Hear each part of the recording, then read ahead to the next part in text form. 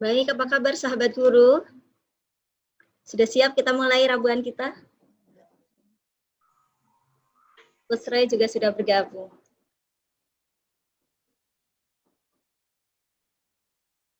Suara saya kedengeran jelas, sahabat-sahabat? Jelas, Bu Ida. Jelas. Oke. Sangat jelas, Bu. Baik, kita bisa mulai ya, Coach Roy ya. Insya Allah, silakan Bu Ida. Baik, Assalamualaikum warahmatullahi wabarakatuh.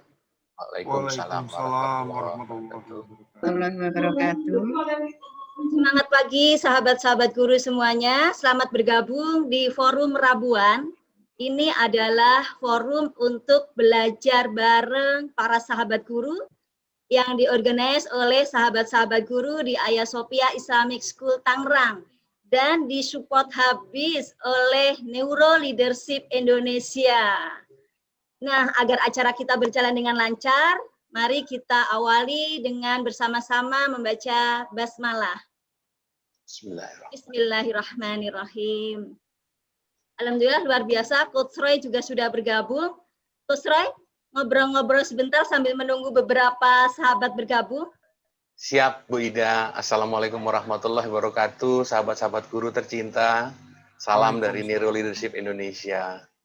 Oke, luar biasa, Coach Roy. Rupanya nih, sahabat-sahabat semua, kita beruntung banget karena hari ini kita kedatangan guru yang luar biasa. Dan rupanya Coach Roy ini bukan hanya tenar di kalangan para leader profesional, Coach Roy. Sahabat-sahabat guru sampai pagi tadi masih banyak yang meminta, ini kami kenal banget Coach Roy, ingin bergabung gitu, dari beberapa sekolah. Alhamdulillah, terima kasih. Oke. Baik, sahabat-sahabat guru, sebelum kita mulai, dan hari ini adalah materinya luar biasa, menjadi guru yang proaktif, becoming proactive teacher. Begitu ya Coach Roy ya? Betul sekali Bu Ida, menjadi guru yang proaktif. Ada beberapa hal yang perlu kita sepakati di kelas bersama kita. Yang pertama, sahabat-sahabat yang tidak ada kendala untuk menampakkan wajah kerennya, ayo silahkan dibuka videonya agar kita bisa lebih akrab, lebih interaktif. Dan nanti Coach Roy juga bisa melihat wajah-wajah keren para sahabat guru di Indonesia. Ya Coach Roy, begitu ya Coach Roy ya? Siap Bu Ida, saya sedang melihat juga wajah-wajah penuh optimisme, penuh keyakinan, dan penuh keberlimpahan. Oke, luar biasa. Mudah-mudahan ini menandakan ke depan akan ada kecerahan, utamanya di dunia pendidikan kita.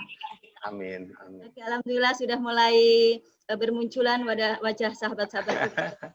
Iya. Kemudian sahabat-sahabat guru, kita nanti akan ada 2 sesi. Kita nanti akan dengarkan bersama-sama Coach Roy menyampaikan paparan ilmunya. Dan di sesi berikutnya kita akan interaktif. Nanti untuk interaktif, selain bisa bertanya langsung, sahabat-sahabat guru bisa memanfaatkan kolom chat. Ya. Nah, kemudian kita akan absen dulu nih. Silahkan nanti teman-teman bisa absen 2 hal. Yang pertama di chat, kolom chat, nama dan dari sekolah mana. Kemudian di awal ini silahkan open mic semua. Kita akan absen dengan sesuatu yang seru. Karena ini salah satu nikmat kita hadir sebagai sahabat guru di Indonesia. Negeri kita kaya sekali, berlimpah, termasuk kaya banget dengan beragam satwa.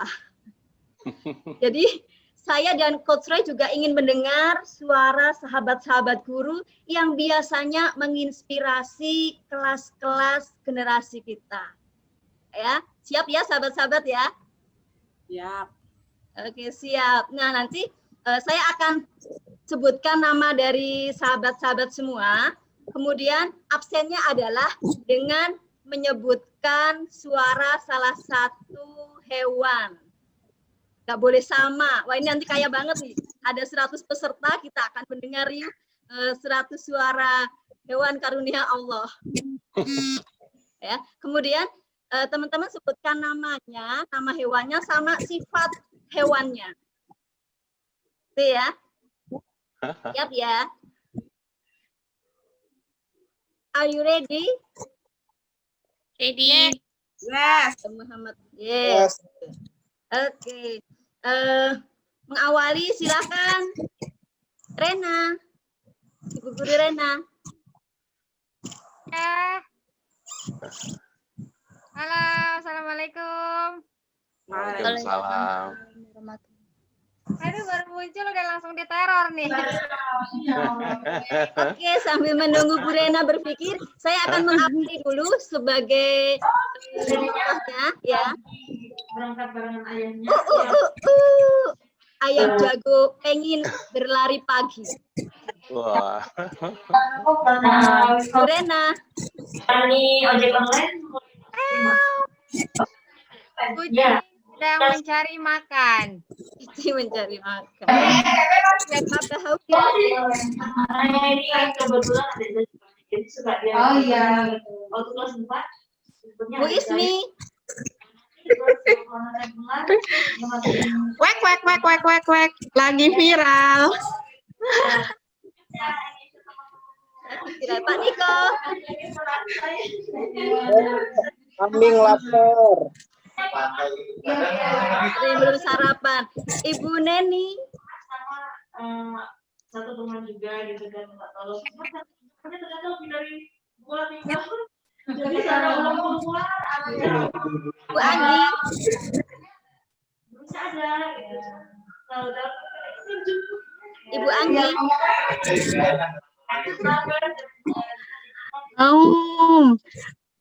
Harimaunya sedang berjalan-jalan. Harimaunya sedang berjalan-jalan. Ibu Titin. Ibu Titin.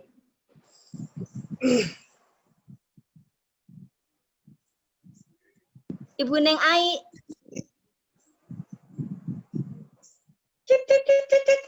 Burung pagi lagi terbang.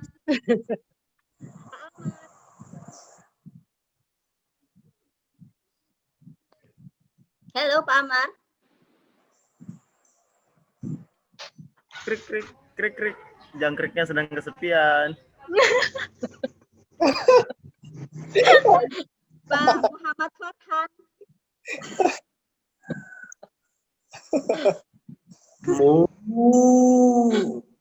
Sedang makan rumput. Makan rumput. Pak Endang.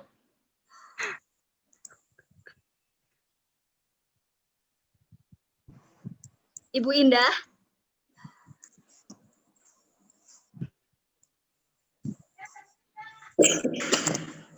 Oke, sepertinya satwa-satwa sedang persiapan di kandangnya masing-masing ya. Oke, kita kasih apa untuk kita semuanya. Nah, berikutnya forum kita akan interaktif. Kemudian teman-teman ada satu kata kunci khusus untuk pertanyaan yang terlempar dari saya. Silahkan sahabat-sahabat semuanya jawab dengan asik. Ya, boleh goyangin dua jempolnya nih. Apapun pertanyaan dari saya sebagai host hari ini. Oke ya? Oke. Yes ya. Apa kabar sahabat-sahabat guru semua? Asik. Bagaimana suasana hatinya pagi ini? Asik. Asik. Oke. Nah, tak berpanjang kata, karena pastinya sahabat-sahabat guru sudah penasaran banget. Hari ini Coach Roy akan menyampaikan materi yang luar biasa. Ya, sudah siap menyimaknya ya. Tetapi sebelumnya izinkan saya menyampaikan siapa sih Coach Roy itu. Sebagian besar sudah mengenal, agar lebih kenal lagi.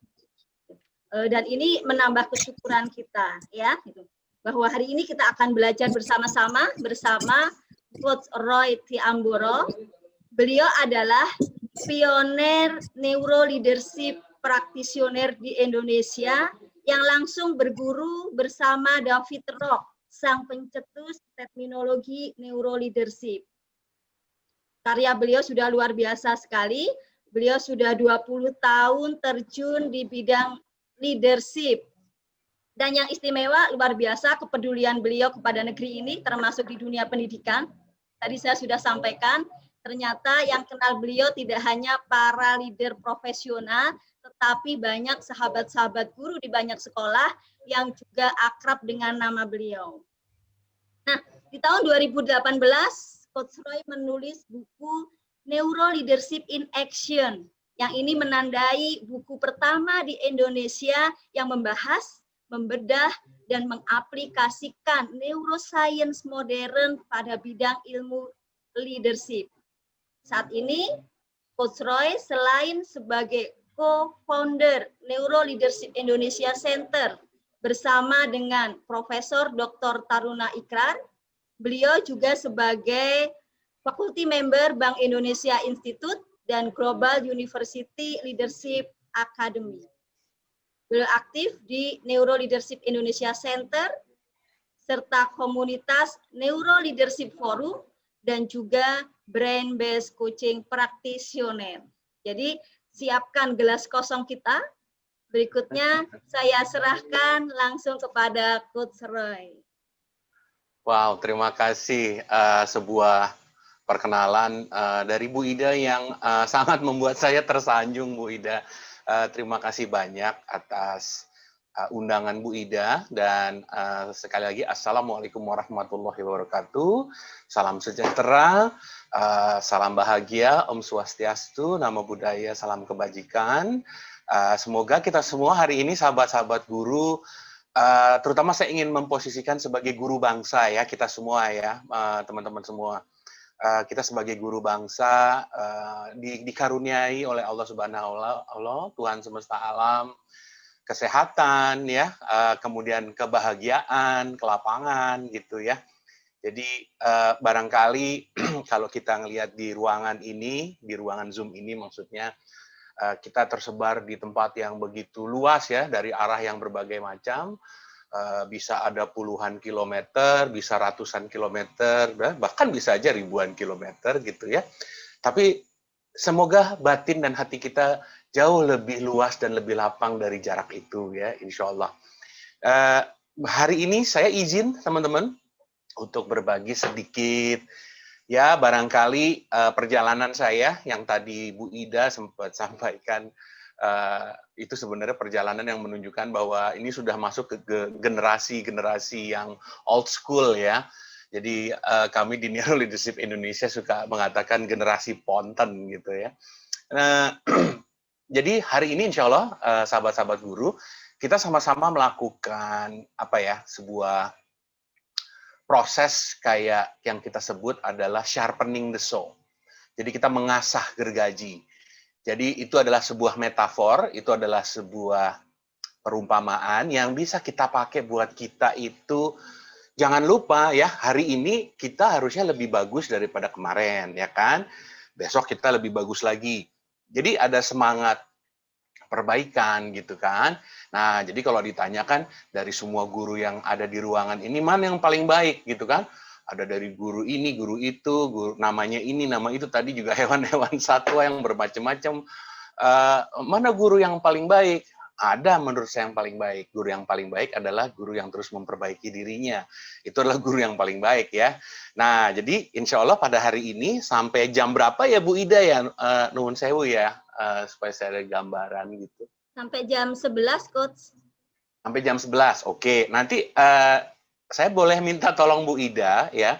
Barangkali nanti setiap ya sekitar 15 menit paling lama Bu Ida boleh potong saya ya Bu, karena kalau saya udah ngomong nih bisa keterusan. Nah, jadi nanti dipotong, mungkin dialog sedikit, barangkali ada teman-teman yang ingin bertanya gitu ya, barangkali kita mau tarik benang merah, karena secara kinerja otak itu yang paling bagus tuh, kita mengajar tuh setiap 15 menit kita ada jeda gitu ya. Nah, jeda itu adalah memberikan ruang bagi otak kita untuk memproses, kita melakukan semacam reapprehension gitu ya, mengkomprehend gitu. Jadi memproses, mengasimilasikan ide, paradigma-paradigma yang barangkali bisa memperkuat, barangkali mungkin baru gitu ya, tetapi yang paling penting adalah kita semua sahabat-sahabat guru yang bergabung di event ini, kita bisa melakukan yang namanya reflection, itu paling penting. Jadi kita mengenerate. Jadi the best way to learn is to teach. Itu sebenarnya. Jadi cara terbaik kita belajar adalah mengajar. Nah, jadi para guru sebenarnya belajar terus secara pekerjaan gitu ya. Tetapi sebaik-baik kita menjadi pengajar, sebagai guru adalah belajar. Jadi dua-duanya saling melengkapi.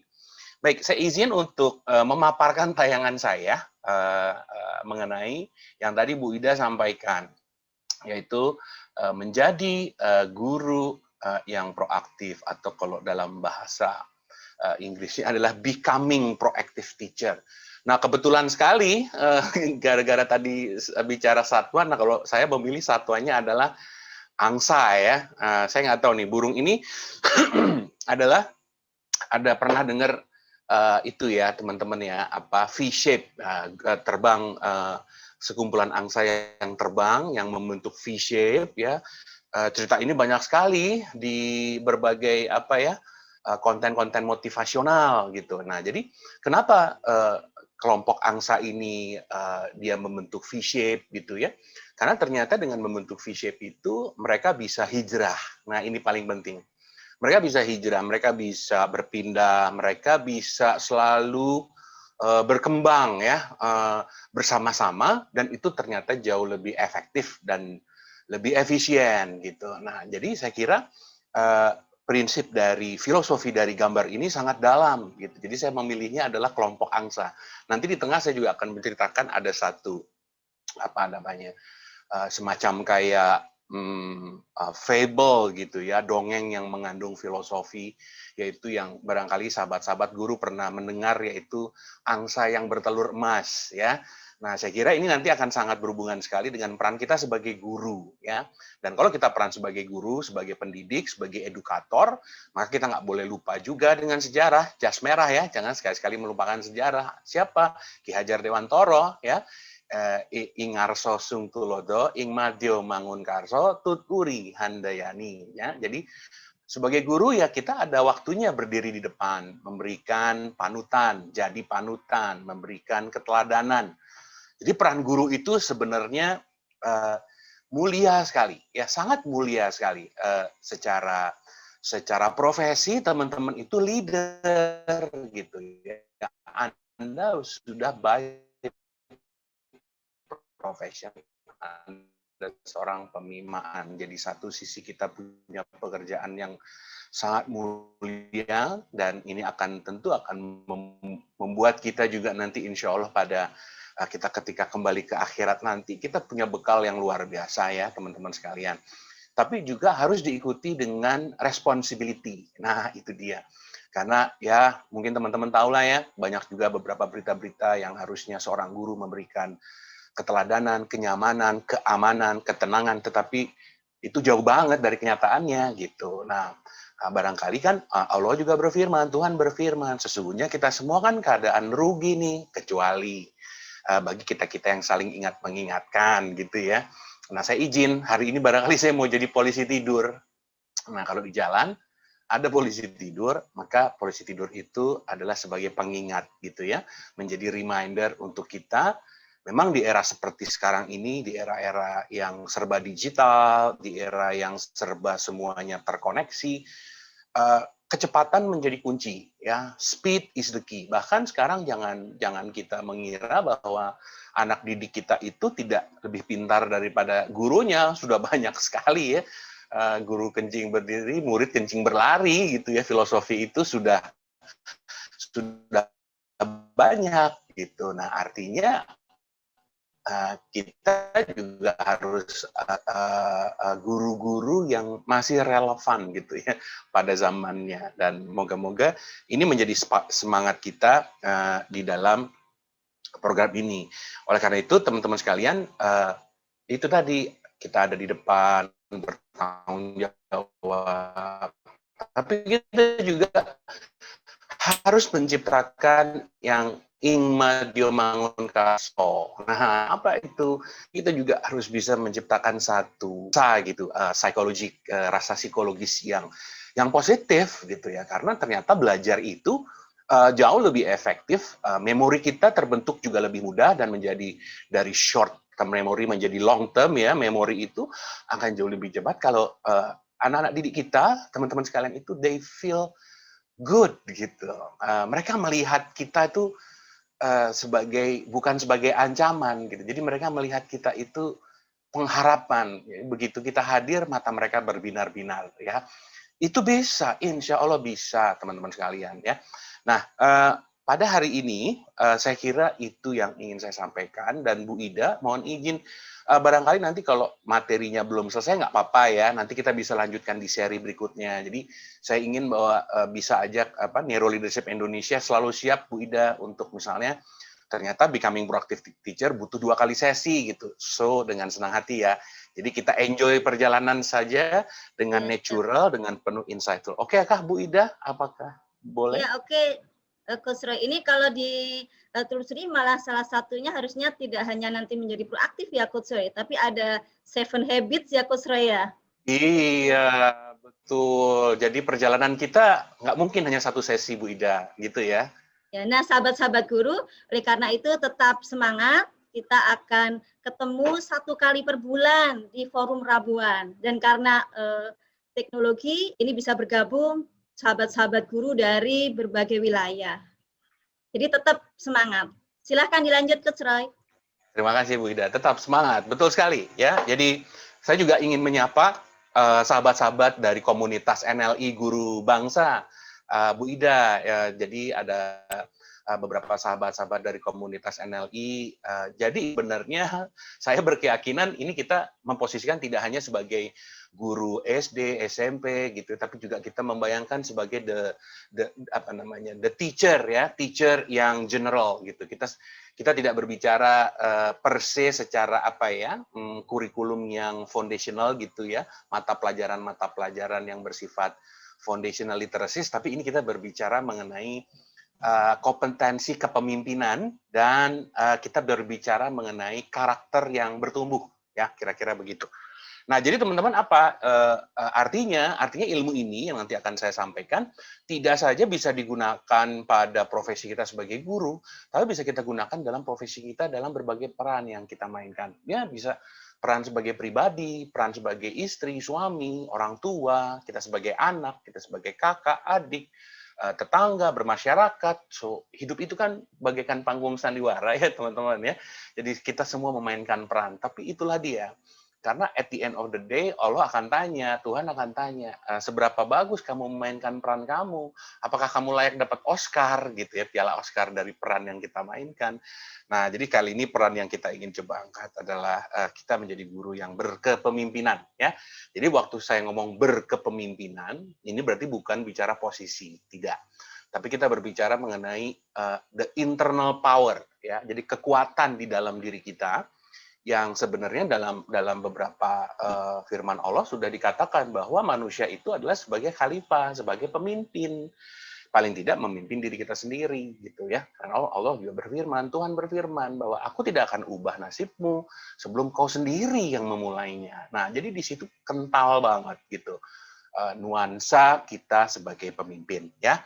Nah, agar kita bisa lebih fokus ya dalam kita menjemput ya insight hari ini, yang saya sendiri terus terang Bu Ida dan sahabat-sahabat semua, saya terus terang juga sangat berbahagia kok ya. Jadi saya berbagi pada hari ini juga saya ingin mengucapkan terima kasih kepada Mbak Mia ya, Mbak Mia Marian, itu salah satu pengurus di Neuro Leadership Indonesia Foundation juga yang banyak membuat sambungan-sambungan gitu dengan berbagai komunitas. Dan yang terpenting adalah sahabat-sahabat semua juga ya. Nah, jadi objektif kita yang pertama, kita coba ya membangun mindset proaktif ya. Nah, barangkali kalau kita mendengar kata-kata proaktif, maka tentu ada lawannya dong ya, kata-kata proaktif ini ya. Biasanya lawannya adalah kita sebut sebagai reaktif. Nah, jadi ada guru yang proaktif, ada guru yang reaktif, ada pribadi yang proaktif, ada pribadi yang reaktif gitu. Nah, itu kita akan coba menyamakan paradigma kita, dan kemudian kita asah dan kita kembangkan diri kita agar kita bisa memunculkan potensi yang terbaik gitu ya. Ini ditutup.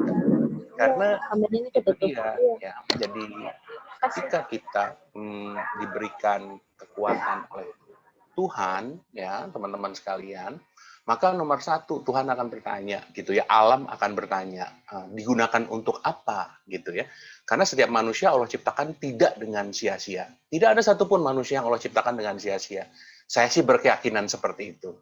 Kita semua itu punya panggilan, kita semua itu punya misi seperti itu. Nah, dengan semangat proaktivitas, dengan pola berpikir proaktivitas ini, insya Allah kita bisa memunculkan itu ya. Kita bisa memunculkan yang memang Tuhan ciptakan kita untuk apa, dan itulah yang akan kita tuju dalam perjalanan hidup kita nanti sampai ke masa akhir kita, kira-kira begitu ya. Tapi sebelum ngomong-ngomong akhir ya di awalnya dulu lah ya, kita perbaiki.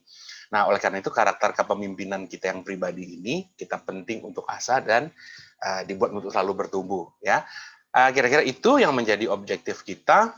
Nah, saya mulai gini cerita. Jadi saya akan banyak, mungkin nggak banyak tapi ini merupakan sebuah journey. Jadi saya anggap materi kita ini bukan seperti kayak kita belajar ilmu alam, kita bukan belajar kayak matematika, keuangan, kita bukan kayak belajar manajemen gitu, bukan. Tapi ini it's our personal journey ya. Masing-masing kita punya personal journey, dan kebetulan saya gunakan salah satu pendekatan yang nanti saya pinjam dari buku 7 Habits of Highly Effective People by Stephen R. Covey. Kebetulan saya bersama-sama beliau 5 tahun, dari tahun 2004 sampai dengan 2009, bersama Stephen Covey, sebelum akhirnya beliau wafat pada tahun 2011 ya. Jadi ini juga bagian dari mengenang pemikiran-pemikiran beliau yang saya pikir seorang Stephen Covey tidak mengatakan bahwa itu buatan saya. Dia tidak pernah mengatakan itu. Jadi 7 Habits is not my own creation, dia bilang. Tapi I found gitu ya. Saya menemukan 7 habit itu. Berarti itu sudah ada di alam. Nah, betul teman-teman. Jadi kita melihatnya nanti itu sebenarnya adalah hukum-hukum alam ya, atau sunatullah lah kita suka sebut gitu ya. Sesuatu yang berlaku universal, sesuatu yang berlaku secara lintas ya, lintas profesi, lintas suku, lintas gender, lintas agama, lintas anything gitu ya, selama kita makhluk hidup gitu, selama kita hidup di bumi, kira-kira begitu. Nah, itu yang menarik teman-teman sekalian ya. Nah, saya akan memulai dengan basic principle itu, banyak basic principles, tetapi kita ambil salah satu yang paling penting dalam konteks kita menjadi guru yang proaktif ya. Kita lihat apa itu prinsipnya. Prinsipnya kita sebut dengan menjadi pribadi yang sangat efektif, ya. Nah, jadi ini kan makanya diambil saya terinspirasi mengadopsi dari buku 7 Kebiasaan Manusia yang Sangat Efektif. Nah, berarti ada satu prinsip sebenarnya di situ. Jadi waktu itu Stephen Covey juga bilang, saya nggak bicara mengenai sukses gitu, karena yang disebutkan di sini adalah berbicara mengenai effectivity, jadi sesuatu yang lebih fundamental seperti itu ya. Oke, saya ingin teman-teman tuliskan di notes teman-teman, atau jadi saya akan sangat bagus kalau teman-teman sediakan notes ya. Jadi di kanan teman-teman ada bolpen, ada notes, karena ini kan tadi saya bilang ini menjadi satu awal option lah kira-kira, sebuah option baru gitu untuk kita mereview ulang gitu ya, kita mengecek lagi, kita refresh lagi arah kita sudah benar belum ya gitu. Karena kita perlu lakukan yang namanya consolidation of our personal values. Nah, satu itu ada catatan ya, karena buat catatan pribadi teman-teman. Yang kedua ada nanti di chat ya, saya minta di chat. Nah, sekarang di chat dulu, di chat Zoom ini ya. Saya minta tolong teman-teman tuliskan apa itu arti efektif ya. Silakan teman-teman di chat, saya pantau di chat ya. Apa itu efektif?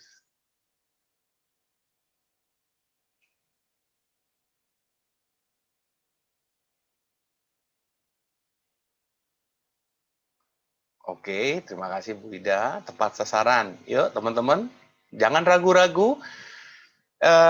Kita harus bisa mengekspresikan pemikiran kita ya. Tidak bertele-tele dan fokus. Thank you, Bu Ismi. Good. Hemat, tepat guna. Thank you. Melakukan sesuatu dalam waktu yang singkat dengan hal yang maksimal. Oke. Apalagi, yuk, saya masih ingin melihat dari sahabat-sahabat terprogram, good, menempatkan sesuatu pada tempatnya, alright. Singkat dan jelas, oke. Pas, oke. To the point, ya. Efektif is efektif gitu ya, oke. Usaha untuk mencapai target tepat waktu, sesuai guna, fungsi, tercapai pada tujuan. Oke, terima kasih sahabat-sahabat ya. Saya ambil beberapa dan tanpa mengurangi rasa hormat saya, nanti saya lihat lagi insya Allah apa yang teman-teman tulis. Jadi, apa yang saya baca dari apa yang sahabat-sahabat sampaikan, boleh saya simpulkan bahwa efektif itu artinya mencapai tujuan yang diinginkan. Apakah itu dalam konteks budget, apakah itu dalam konteks time frame, waktu, apakah itu dalam sudut pandang quantity, quality, dan segala macam ya. Nah, teman-teman sudah tuliskan itu, dan oke, congratulations. Jadi, mencapai tujuan yang diinginkan. Sekarang pertanyaan kedua, saya minta juga teman-teman tulis di chat, saya ingin tahu ada bedanya nggak. Yang kedua adalah, apa itu sangat efektif? Nah, beda ini, beda banget ya. Ada yang efektif, ada yang sangat efektif, ada yang efektif aja, ada yang efektif banget, kira-kira gitu ya. Apa nih sangat efektif? Silahkan di chat. Sangat efektif sekarang ya.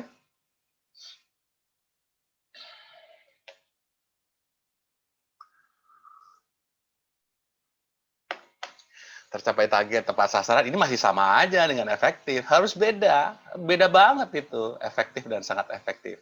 Pas ke tujuan, sama. Bermanfaat, sama. Mencapai tujuan dengan cara tepat, sama dengan efektif. Sangat efektif, potensi terbaik terberdayakan untuk mencapai tujuan yang berdampak luas. Belum ada. Mencapai tujuan maksimal berdampak waktu yang minimal, no, belum ada. Ayo, saya belum lihat nih. Siapa yang bisa menerima challenge mencapai tujuan dengan cara yang tepat? No, belum. Belum, Coach Irwan. No. Agar salah tidak? No, belum juga. Mencapai tujuan yang dibutuhkan? Belum. Sesuai proses, sama itu berarti. Oke, cukup ya. Terima kasih. Ya, mari kita lihat, sahabat-sahabat semua. Beda nggak nih? Nanti kita lihat nih. Beda nggak ya kira-kira coba ya? Kalau efektif itu mencapai tujuan yang diinginkan. Kalau sangat efektif itu adalah mampu mencapainya lagi secara berulang kali. Nah, beda ya. Nah, jadi apapun itu yang teman-teman tulis tadi, misalnya sesuai target, pas pada tempatnya, fit, cocok, buat klien happy, buat nilai murid itu jadi bagus, murid jadi pinter, membuat orang jadi percaya sama saya, dan saya mampu melakukannya secara berkelanjutan. Nah, itulah yang disebut dengan sangat efektif. Jadi orang yang efektif bisa saja kebetulan efektif. Bisa nggak? Nah, jadi ada faktor penting teman-teman di dalam kita. Kenapa kita harus proaktif? Nah, ini sebenarnya background-nya. Ini saya baru bicara background. Jadi background-nya adalah filosofi dasar. Filosofi dasar itu tadi, kita diminta untuk menjadi manusia yang beruntung. Siapakah manusia yang beruntung? Manusia yang beruntung adalah manusia yang hari ini lebih baik daripada kemarin dan besok lebih baik lagi. Again and again and again and again. Ya kan? Nah, jadi ada sense of hijrah sebenarnya itu. Ada sense of growing. Ada sense of bertumbuh gitu. Nah, itu fitrah manusia. Dan apalagi guru, sahabat-sahabat.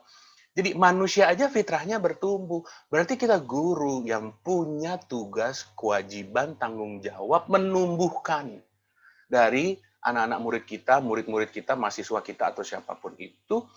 Maka kita wajib menjadi contoh, menjadi teladan. Bahwa bertumbuh itu adalah bukan sesuatu yang diawang-awang. Bahwa bertumbuh itu adalah sesuatu bukan saja bisa di-achieve, bukan saja bisa dicapai, tetapi itu fitrah. Ya. Jadi fitrahnya gitu. Nah, cuma ternyata fakta membuktikan banyak orang yang tidak kembali pada fitrahnya. Makanya ada Idul Fitrah. Oh enggak ya, bukan ya. Apa artinya? Kita diingetin lagi untuk hari ini aku ngerasa lebih pede nggak ya gitu. Dari hari ke hari, dari minggu ke minggu, dari bulan ke bulan nih aku makin stres atau aku makin bahagia gitu ya. Jangan sampai kita bertumbuh negatif ya, walaupun negara kita sekarang sedang bertumbuh negatif gitu ya, sedang mengalami resesi, tapi bukan berarti gurunya menjadi resesi, enggak. Justru saat ini adalah saatnya, momennya, waktunya kita mengembangkan diri.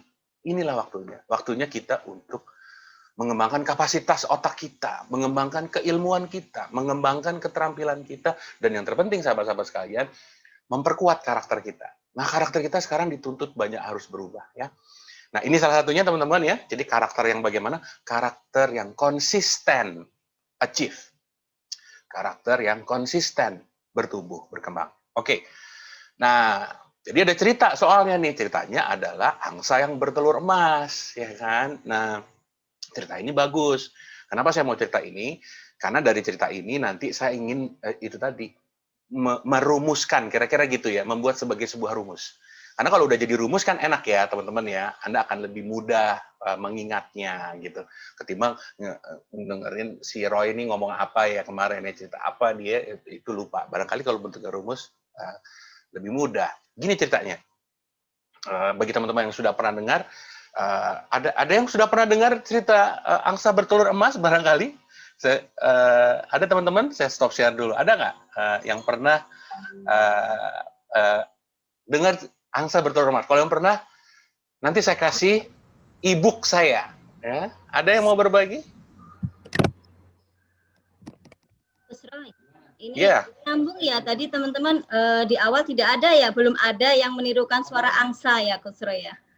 Sekarang sudah saya ambil, Bu Ida. Angsanya di suara saya. Dari tadi saya ngomong angsa nih, Bu. Oke, teman-teman. Ada yang mau ngomong angsa? Kok mau ngomong angsa jadinya kan? Ada yang mau cerita telur lagi. Angsa bertelur emas nggak? Kalau yang benar, saya punya e-book yang bagus banget, namanya Neuro Leadership in Action yang tadi disebut Bu Ida. Saya kasih itu buat teman-teman yang bisa jawab. Ada nggak? Ayo, sahabat guru. Coach Roy, ini mengingatkan saya ke zaman saya mahasiswa loh, Coach Roy.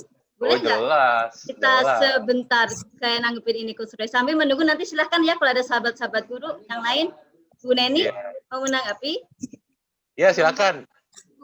Mbak Neni, yuk, Guru Neni, gimana? Belum pernah, tapi ya belum pernah, kirain sudah pernah. Yang sudah pernah ada siapa belum? Oke deh, kalau gitu bukunya masih saya simpan dulu ya Bu Ida ya. Nanti kapan waktu saya share. Nah gini ceritanya, saya ceritain deh buat semuanya. Ceritanya ada petani ya. Petani ini punya angsa. Seperti biasa ini petani miskin gitu ya. Nah nggak tahu kenapa tiba-tiba di esok hari paginya si petani ngecek angsanya ada dan dia mau ngambil telurnya kan. Kan telur bebek enak tuh buat martabak ya teman-teman ya. Nah dia mau ngambil. Ternyata dia lihat si angsa ini bertelur emas. Ada satu telur emas. Ya. Wah, dia kaget. Ya, dia cek sana sini terus dia bawa lah ya ke Pegadaian, dicek. Coba tolong dicek di Pegadaian. Emas betul nggak? Emas nggak nih Pak? Mas, Mbak gitu ya. Udah benar Pak, ini emas nih. Wah, akhirnya benar emas. Jadi dia bersyukur. Wah, alhamdulillah. Akhirnya langsung lah dia nggak dia gadain ya, langsung dia jual aja emasnya gitu. Wah, sekarang harga emas lagi 1 juta kan per gram. Dia jual, dapat duit banyak, kaya. Nah, tiap hari 1 emas nih teman-teman. Hari pertama 1 emas, hari kedua 1 emas, hari ketiga 1 emas. Tiap hari pokoknya 1 deh ya, nggak pernah lebih 1 dan nggak pernah nggak 1 gitu. Jadi selalu 1. Terus lama-lama petani ini tentu akhirnya jadi lama-lama makmur ya, jadi lama-lama sejahtera gitu ya, berkecukupan karena tiap hari 1 emas gitu. Nah, sampai suatu waktu si petani ini akhirnya dia mulai membelanjakan emasnya dia melebihi daripada kemampuan angsanya bertelur emas ya. Karena kan itu manusia kalau udah dapat 1 minta 2, 2 minta 3, 3 minta 4, 4 minta 5 terus. Jadi selalu ingin nah itu kan itu reaktif sebenarnya ya. Nah, akhirnya apa? Akhirnya si petani ini merasa, wah nggak cukup nih, nggak bisa urusannya nih. Masa angsa cuma 1 emas gitu. Akhirnya dia cek-cek di YouTube gitu ya. Oh ternyata ada yang namanya metode hormonisasi gitu ya. Jadi dikasih hormon tambahan lah, kira-kira gampangnya gitu. Akhirnya dia suntikanlah tuh hormon penyubur dari si angsa itu. Wah benar, ngimpact karena dijamin ya. Pokoknya Anda pasti langsung meningkat, angsa Anda bertelur. Coblos hormonnya di angsa dari sehari 1 emas, sehari bisa sampai antara 7 sampai 10 emas. Wah, tiap hari tuh 7-10 emas. Kaya nggak lama-lama? Kaya ya. Tapi habis itu setelah 1 bulan kira-kira angsanya gimana ya teman-teman ya? Kebayang nggak kira-kira? Yang biasanya itu dia mampunya 1, dia harus menelurkan 7 sampai 10. Akhirnya angsanya mati lemas. Ya, angsanya mati lemas. Karena dia over capacity. Atau dia digunakan tidak sesuai dengan peruntukannya, atau dia lebih memaksakan hasilnya tanpa lupa prosesnya, ya, yang benar. Nah, itulah filosofinya teman-teman sekalian. Jadi jangan sampai kita ini satu, apakah pengeluaran saya itu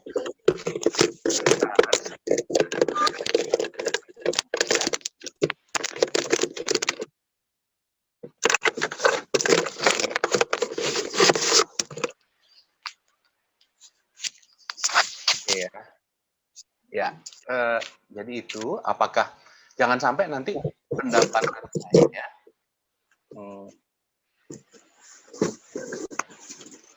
kita tunggu dulu ya biar suaranya sayang. Iya, mohon maaf sebentar, ada yang terbuka. Ibu Yulieta boleh di mute ya. Oke, terima kasih. Saya lanjut ya. Jadi itu tadi teman-teman sekalian. Jangan sampai kita itu yang membuat kita jadi tidak sangat efektif kan, itu intinya. Yang membuat kita jadi nggak konsisten adalah spending kita lebih banyak dari pemasukan kita, itu satu. Atau kita lupa menumbuhkan kapasitas kita, ya kan? Nah, era kayak zaman sekarang ini, ya barangkali kita harus tidak saja memilih mengurangi spending kita, tapi kita juga wajib untuk memikirkan pertumbuhan kita, ya. Nah, jadi apa kesimpulannya, teman-teman sekalian? Maka menjadi pribadi yang sangat efektif itu ditentukan 2 hal, yaitu ada telur emas sama ada angsa, ya kan? Saya mau tanya sama teman-teman sekalian, mana yang paling penting dalam sebuah kinerja atau dalam sebuah prestasi gitu ya, dalam sebuah pekerjaan kita? Maka setiap pekerjaan itu kan pasti ada hasilnya, dan sebuah pekerjaan itu kan ada inputnya ya kan. Jadi kalau ada inputnya, ada prosesnya, ada outputnya. Jadi ada output, ada input, ada proses. Nah, telur emas itu merupakan apa kira-kira? Merupakan input, proses, atau output telur emas? Telur emas adalah output. Betul sekali. Misalnya kalau kita seorang guru ya, berarti seorang guru itu harusnya outputnya itu adalah indeks kecerdasan siswa gitu kan. Bagaimana persepsi publik terhadap sekolah kita gitu kan. Apakah pendaftar sekolah kita makin banyak, pesertanya makin banyak gitu ya. Terus kemudian siswa-siswa lulusannya juga banyak menduduki sekolah-sekolah yang bagus gitu. Itu kan contoh bagaimana telur emasnya ya. Terus juga bagaimana funding buat sekolahnya juga jalan terus ya kan. Pembiayaan sekolahnya lancar, kemudian proses untuk melangsungkan pembelajarannya juga menjadi baik dan muridnya juga jadinya belajarnya optimal. Ya paling tidak kelihatan satu dari nilainya, kedua dari yang paling penting perilakunya gitu. Nah, itu adalah output. Tapi juga jangan lupa sama dengan angsanya, yaitu asetnya. Nah, ini dia ya. Nah, jadi teman-teman seringkali bagi orang-orang yang reaktif ya, kalau saya balikin ke proaktif sama reaktif dikit. Orang yang reaktif, ada orang yang berfokusnya kira-kira kemana ya? Ke angsa atau ke telur emas kira-kira? Orang reaktif. Maka orang reaktif, dia akan fokus ke telur emas aja. Yang penting hasilnya. Itu orang reaktif, gitu ya. Nah, kayak seperti petani tadi, gitu. Dia reaktif, gitu. Dia hanya yang penting, nggak tahu terserah gimana, pokoknya angsa gue harus bertelur banyak, gitu. Nah, karena dia tidak berpikir panjang, dia tidak memperhatikan beberapa faktor yang mempengaruhi itu angsa, gitu ya. Dia berpikir reaktif, ya mungkin dia bisa dapat hasilnya cepat gitu, tapi tidak sustain kan, tidak berkelanjutan. Nah, tapi sebaliknya kalau petani yang proaktif nggak kayak gitu. Maka apa yang petani proaktif? Maka dia akan rawat angsanya. Dia bukan kasih hormon angsanya, tapi ternakkan angsanya, ya kan? Berarti kan dia harus mengenali angsanya, dikembangbiakkan dan segala macam. Akhirnya bukan satu angsa bertelur beremas-emas, tapi berangsa-angsa yang bertelur emas, ya kan gitu ceritanya. Nah inilah prinsipnya teman-teman sekalian, yaitu kita sebut sebagai keseimbangan PPC, yaitu prestasi dan prestasi capability, dua itu. Jadi telur emas adalah prestasi, angsa adalah kapasitas berprestasi. Nah banyak kalau kita nanti ini bicara misalnya murid gitu ya, di sini adalah kita bicara murid, maka faktor-faktor aset banyak sekali ya, misalnya infrastrukturnya, ya sekolahnya, kurikulumnya, cara ngajarnya. Tapi yang terpenting adalah siapanya? Gurunya. Ini yang paling penting. Jadi dalam kita mewujudkan sekolah dimanapun kita berada, teman-teman ya, kalau ingin sekolah kita itu bertumbuh, maka nomor satu, first who, then what. Jadi who-nya dulu. Siapanya dulu. Baru apa. Walaupun bukan murid ya, nggak harus murid. Maksudnya apa itu adalah telur emasnya. Ya. Jadi first who, then what. First guru, then murid. Gitu. Karena kunci murid yang hebat adalah guru yang hebat. Nah, bagaimana guru yang hebat? Guru yang hebat adalah guru yang membuat muridnya lebih hebat daripada gurunya. Itu dia baru guru hebat. Ya. Nah, jadi guru hebat itu dia melihatnya bukan ke dirinya. Jadi guru yang hebat itu adalah berbicara kontribusi, ketulusan, dedikasi, komitmen, improvement, pengkayaan, peningkatan. Jadi gurunya apa? Gurunya mesti bertumbuh, gitu. Gurunya mesti growing all the time. Dan maka nikmat mana lagi pekerjaan yang kita miliki kalau udah kayak gitu ya? Udah kita bekerja begitu aja kita pasti akan bahagia. Karena ciri-ciri orang bahagia hari ini lebih baik daripada kemarin. Itu udah pasti bahagia, gitu ya. Dia mengalami improvement. Tapi ada juga udah mengalami improvement, tapi kok dia nggak bahagia-bahagia juga, dia lupa bersyukur. Ya kan? Nah, jadi teman-teman sekalian, penting banget kita melihat profesi kita ini adalah sebagai membangun angsa, gitu ya. Jadi membangun murid. Jadi bisa juga kita ngomongnya asetnya apa? Asetnya para murid-murid, ya. Nah, jadi apanya di sini? Ini adalah misalnya nilai. Nah, kan, misalnya adalah sikap dari para murid, ya, terus penilaian sekolah, ya, penilaian sekolah kita, nah, itu adalah telurnya, ya. Tetapi jangan lupa fokus kita di proaktif, kita tidak hanya fokus ke telur emas, yang the most important thing adalah we have to growing the asset. Nah, asetnya ini yang mau kita growing, ya. Ini cukup berat nih Bu Ida, apakah mau kita buka sesi tanya jawab atau Bu Ida sendiri ingin mengeksplorasi barangkali? Boleh silahkan sahabat-sahabat guru, tapi ini Coach Roy, ini keren banget nih tadi closingnya bahwa saya catat guru hebat adalah guru yang membuat muridnya lebih hebat. Iya. Dan kuncinya tadi ya Coach Roy ya, harus terus bertumbuh.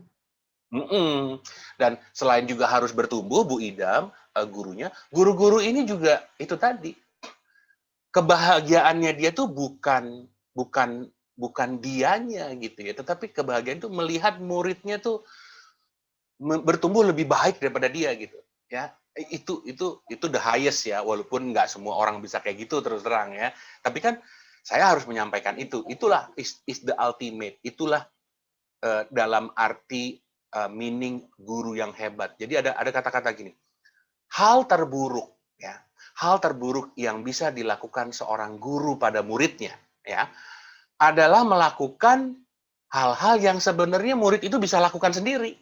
Nah, apa itu gitu?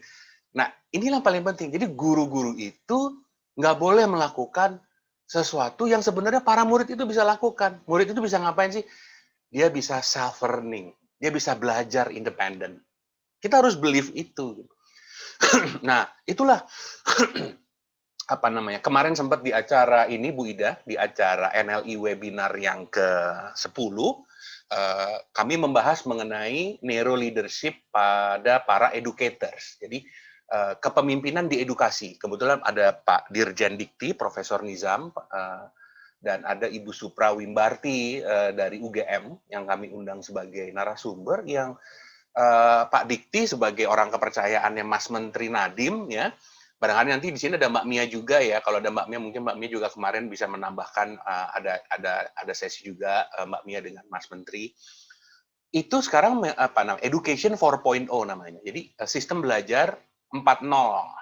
Nah, apa itu? Nanti ininya kalau mau apa sejarahnya nanti kita bicara lain waktu. Tapi intinya gini. Belajar 4.0 itu, sistem belajar 4.0 itu adalah sistem belajar yang memberikan kepercayaan kepada murid, gitu ya. Karena setiap murid itu diciptakan sama Tuhan itu memiliki strength, kekuatan yang unik. Karena Allah ciptakan setiap manusia itu tidak sama, berbeda-beda, ya. Kenapa Allah Tuhan ciptakan manusia berbeda-beda? Ya karena kan saling melengkapi, gitu loh. Bukan untuk saling bersaing-saing.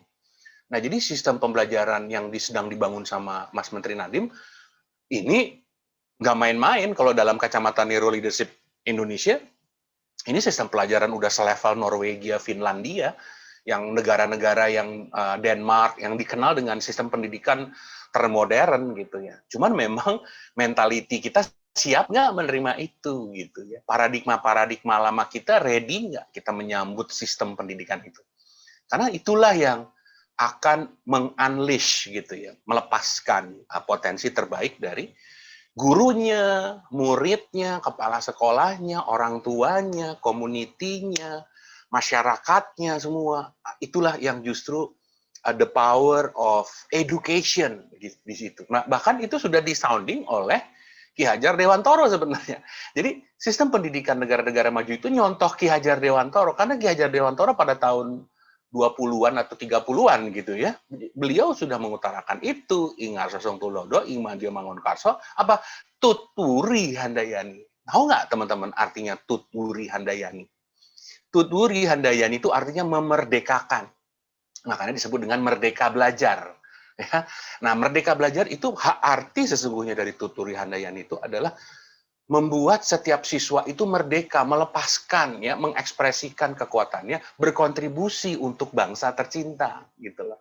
Jadi kalau bayangkan, cuman memang teman-teman sekalian ya, ini kita akan berlawanan bukan sama lingkungan, sama our own mindset, our own paradigm. Ya, karena our own paradigm sudah puluhan tahun, ya, kita terdidik dengan sistem pendidikan yang dikendalikan oleh guru. Nah, ini tantangan kita, ya teman-teman. Bukan berarti kemudian guru kemudian jadi hilang, enggak kan? Ingar Sosung Tulodo, Ing Madya Mangunkarso, Tuturi Handayani, ada 3 loh, jangan lupa tuh. Jadi ada triangulasinya itu tetap jalan. Sesekali guru ada di depan, ketika muridnya memang belum tahu, guru ada di tengah-tengah, jadi teman ngobrolnya murid, guru bisa memahami murid, gitu kan. Dan yang paling terpenting adalah guru memberikan ruang bagi para murid untuk menjadi yang terbaik, tersemangat, terpassion dari murid itu sendiri, dan guru menjadi para pihak yang membuka jalan gitu loh, membereskan jalan. Jadi kayak membersihkan alang-alang agar murid bisa jalan. Itu tadi Bu Ida yang kita sebut guru hebat. Jadi guru hebat itu bahkan kehebatannya dia dilihat bukan dari dirinya dia, tapi dari muridnya. Nah, kita orang sekarang nih misalnya kayak saya gitu ya, atau siapapun, atau banyak orang yang, ya kalau saya bersyukur lah Bu Ida ya, kita semua ini yang boleh dibilang ya, kita ini sudah berhasil, alhamdulillah, dan kita terus bertumbuh tentu. Apakah karena saya? No. Ini because of my teachers, gitu. Jadi yang layak dapat nilai A itu adalah the teachers. Jadi the great teachers adalah guru-guru yang bisa menciptakan, mendidik muridnya mendapatkan A, dan murid-murid yang bisa membantu murid-murid yang lain berkembang juga bisa menjadi A-nya mereka semua. Ya, gitu Bu Ida, kira-kira. Ada lagi nggak Bu Ida yang mau dibahas dari aset dan telur emas? Terkait dengan aset dan telur emas. Satu lagi nih Coach Roy ini berasa sekali ya, saya dan sahabat-sahabat guru semua juga saya yakin merasakan kondisi saat ini sebenarnya sahabat-sahabat guru itu dipaksa untuk bertumbuh nih Coach Roy dengan kondisi yang ada. Kalau tadi Coach Roy bicara 4.0 bagaimana kondisi pendidikannya, gitu. Kemudian pandemi ternyata kan memang dipaksa tapi untuk bertumbuh. Nah Coach Roy, banyak sahabat-sahabat guru yang merasa aduh stres nih, padahal ini kita dikondisikan untuk menjadi lebih baik. Ada tips nggak Coach Roy agar menyambutnya tidak dengan stres tapi malah bahagianya itu bertambah? Justru, jadi artinya apa? Kita sedang dibuat bahagia oleh lingkungan, coba. Jadi kita harus bersyukur dengan kondisi ini. Cuman barangkali itu tadi ada sifat otak ya, sedikit ke otak ya, bentar ya. Nah, di otak tuh emang ada dua nih yang bertempur. Apakah saya melihat situasi itu ancaman, atau saya melihat situasi itu imbalan nih Bu, gitu. Nah, ini suka bertempur nih. Nah, kita tuh itu tadi otak-otak ya. Jadi otak kita tuh suka primitif. Nah, otak primitif apa? Otak primitif itu ngelihat perubahan tuh ancaman gitu loh. Jadi ketika ada perubahan sistem belajar yang sebenarnya dibalik itu untuk membuat kita bertumbuh, kita menjadi resisten. Nah, resisten itu bentuknya nggak harus selalu marah-marah, bentuknya adalah stres gitu. Nah, ini yang ya makanya itu perlu jadi punya satu sikap proaktif ya. Sikap proaktif adalah kemampuan kita untuk merespon setelah berpikir. Ya, itu proaktif. Ya, mungkin Pak Titin bisa di mute dulu. Oke. Pak Titin Supriyatin di mute dulu.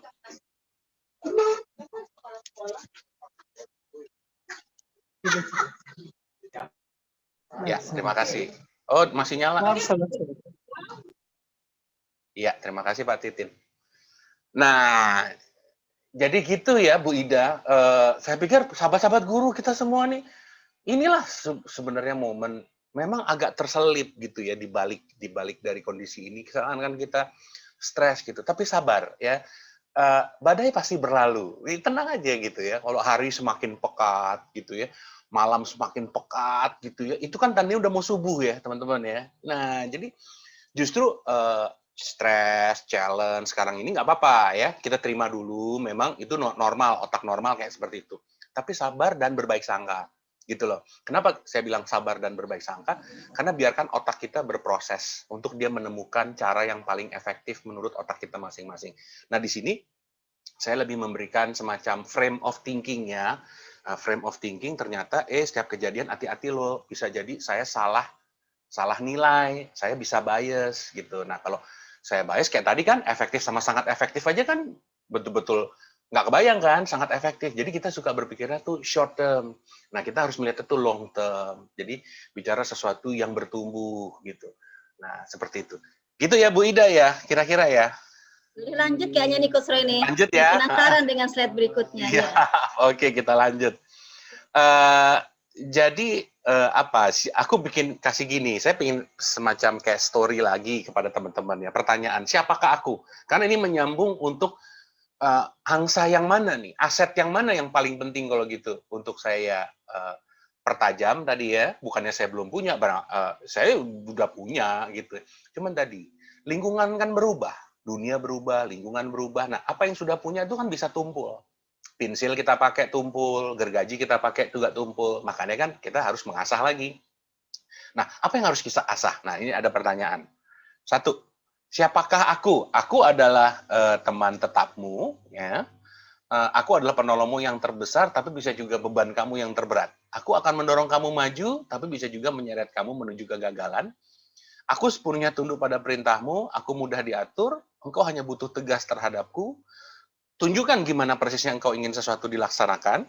Setelah beberapa kali belajar, aku akan melakukannya dengan otomatis. Aku adalah abdi dari semua insan besar, tapi aku juga hamba dari semua pecundang. Engkau bisa menggunakan aku demi keuntungan, demi kehancuran, bisa. Tegas terhadapku, aku letakkan dunia di kakimu, kendor terhadapku, maka aku akan menghancurkan dirimu. Siapakah aku? Coba jawab di chat. Siapakah aku? Aku pantau di chat. Siapakah aku? Yuk. Saya lihat di chat.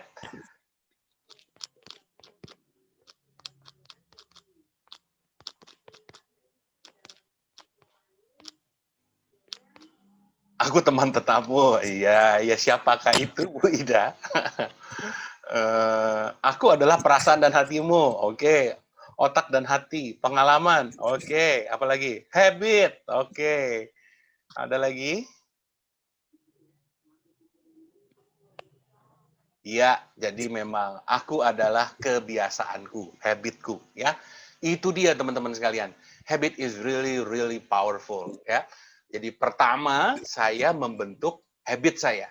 Jadi habit adalah sama dengan kebiasaan. Jadi pertama saya ngebangun kebiasaan saya. Habis itu kalau udah jadi kebiasaan, maka kebiasaan saya yang akan ngebentuk saya. So hati-hati dengan kebiasaanmu, ya. Karena kebiasaanmu itu kamu tiada sadar, kamu tiada aware, tahu-taunya kamu sudah menjadi sesuatu di mana kebiasaan itu tergantung. Bisa positif, bisa negatif, bisa efektif, bisa tidak efektif, ya kan? Oke, itu habit ya. Nah, jadi jangan lupa, ini kuncinya. Menabur pikiran, menuai tindakan, menabur tindakan, menuai kebiasaan, menabur kebiasaan, menuai karakter, dan karakter akan menuai nasib. Ya, jadi kebiasaan kita akan menentukan nasib kita, dan ternyata kebiasaan kita dibentuk pertama kali oleh pikiran. Nah, disinilah ya, makanya tadi kita sebut proaktif itu mindset, ya.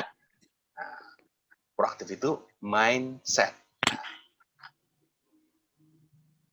Kalau proaktif itu mindset, ya, boleh Mbak Neni di mute dulu Mbak Neni. Thank you, terima kasih. Nah, jadi mindset, ya, jadi mindset itu pikiran. Jadi kalau pikirannya udah proaktif, itu kunci. Nah, cuman nggak semua orang proaktif itu benar. Nanti kita akan lihat ya. Tapi intinya adalah kuncinya pikiran. Nah, jadi siapa menanam, dia akan memetik. Ya, hati-hati banget teman-teman sekalian. Jadi bukan masa lalu saya yang menentukan masa depan saya. Nggak masalah kita dilahirkan bodoh. Tidak masalah saya dilahirkan miskin.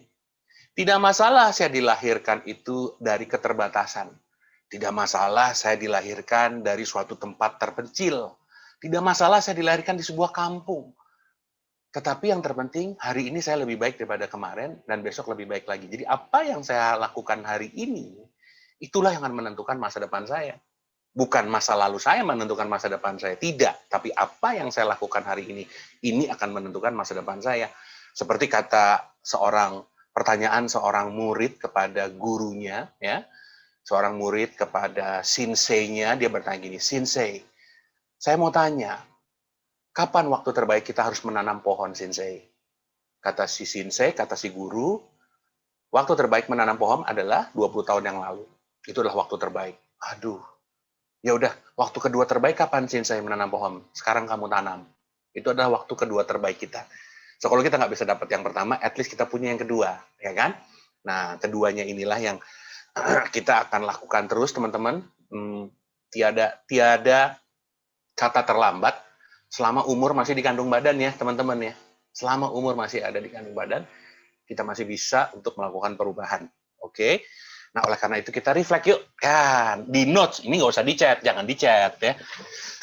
Karena ini adalah personal reflection. Ini yang tadi saya bilang, sekalian kita reflection personal journey. Tuliskan di notes Anda, ya, di notes Anda di tempat masing-masing, kebiasaan yang menurut Anda masih kurang efektif, ya.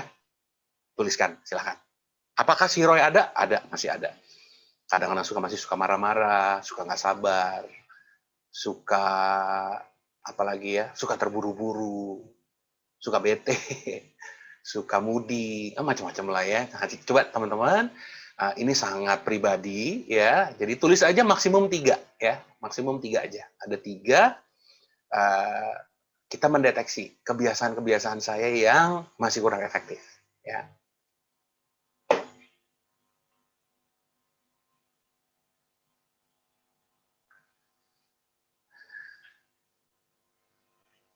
Sudah ya? Oke. Simpan di catatan itu, nanti kita visit lagi setelah kita jalan ya. Mari kita jalan lagi perjalanan kita. Saya ingin mengajak kita untuk nonton. Saya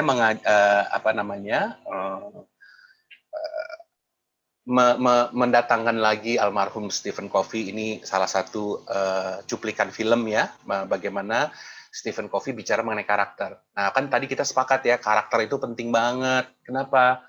Karena karakter menentukan nasib soalnya. Jadi seseorang yang sukses pasti karakter-karakternya khusus, orang-orang yang sukses. Orang-orang yang disiplin, orang-orang yang bertanggung jawab, orang-orang yang biasanya loyal, kemudian dia punya sense of empati, macam-macam lah ya. Nah, mari kita dengerin lah ya dari guru kita, ya gurunya guru nih ya, Stephen Covey bicara mengenai karakter. Ya.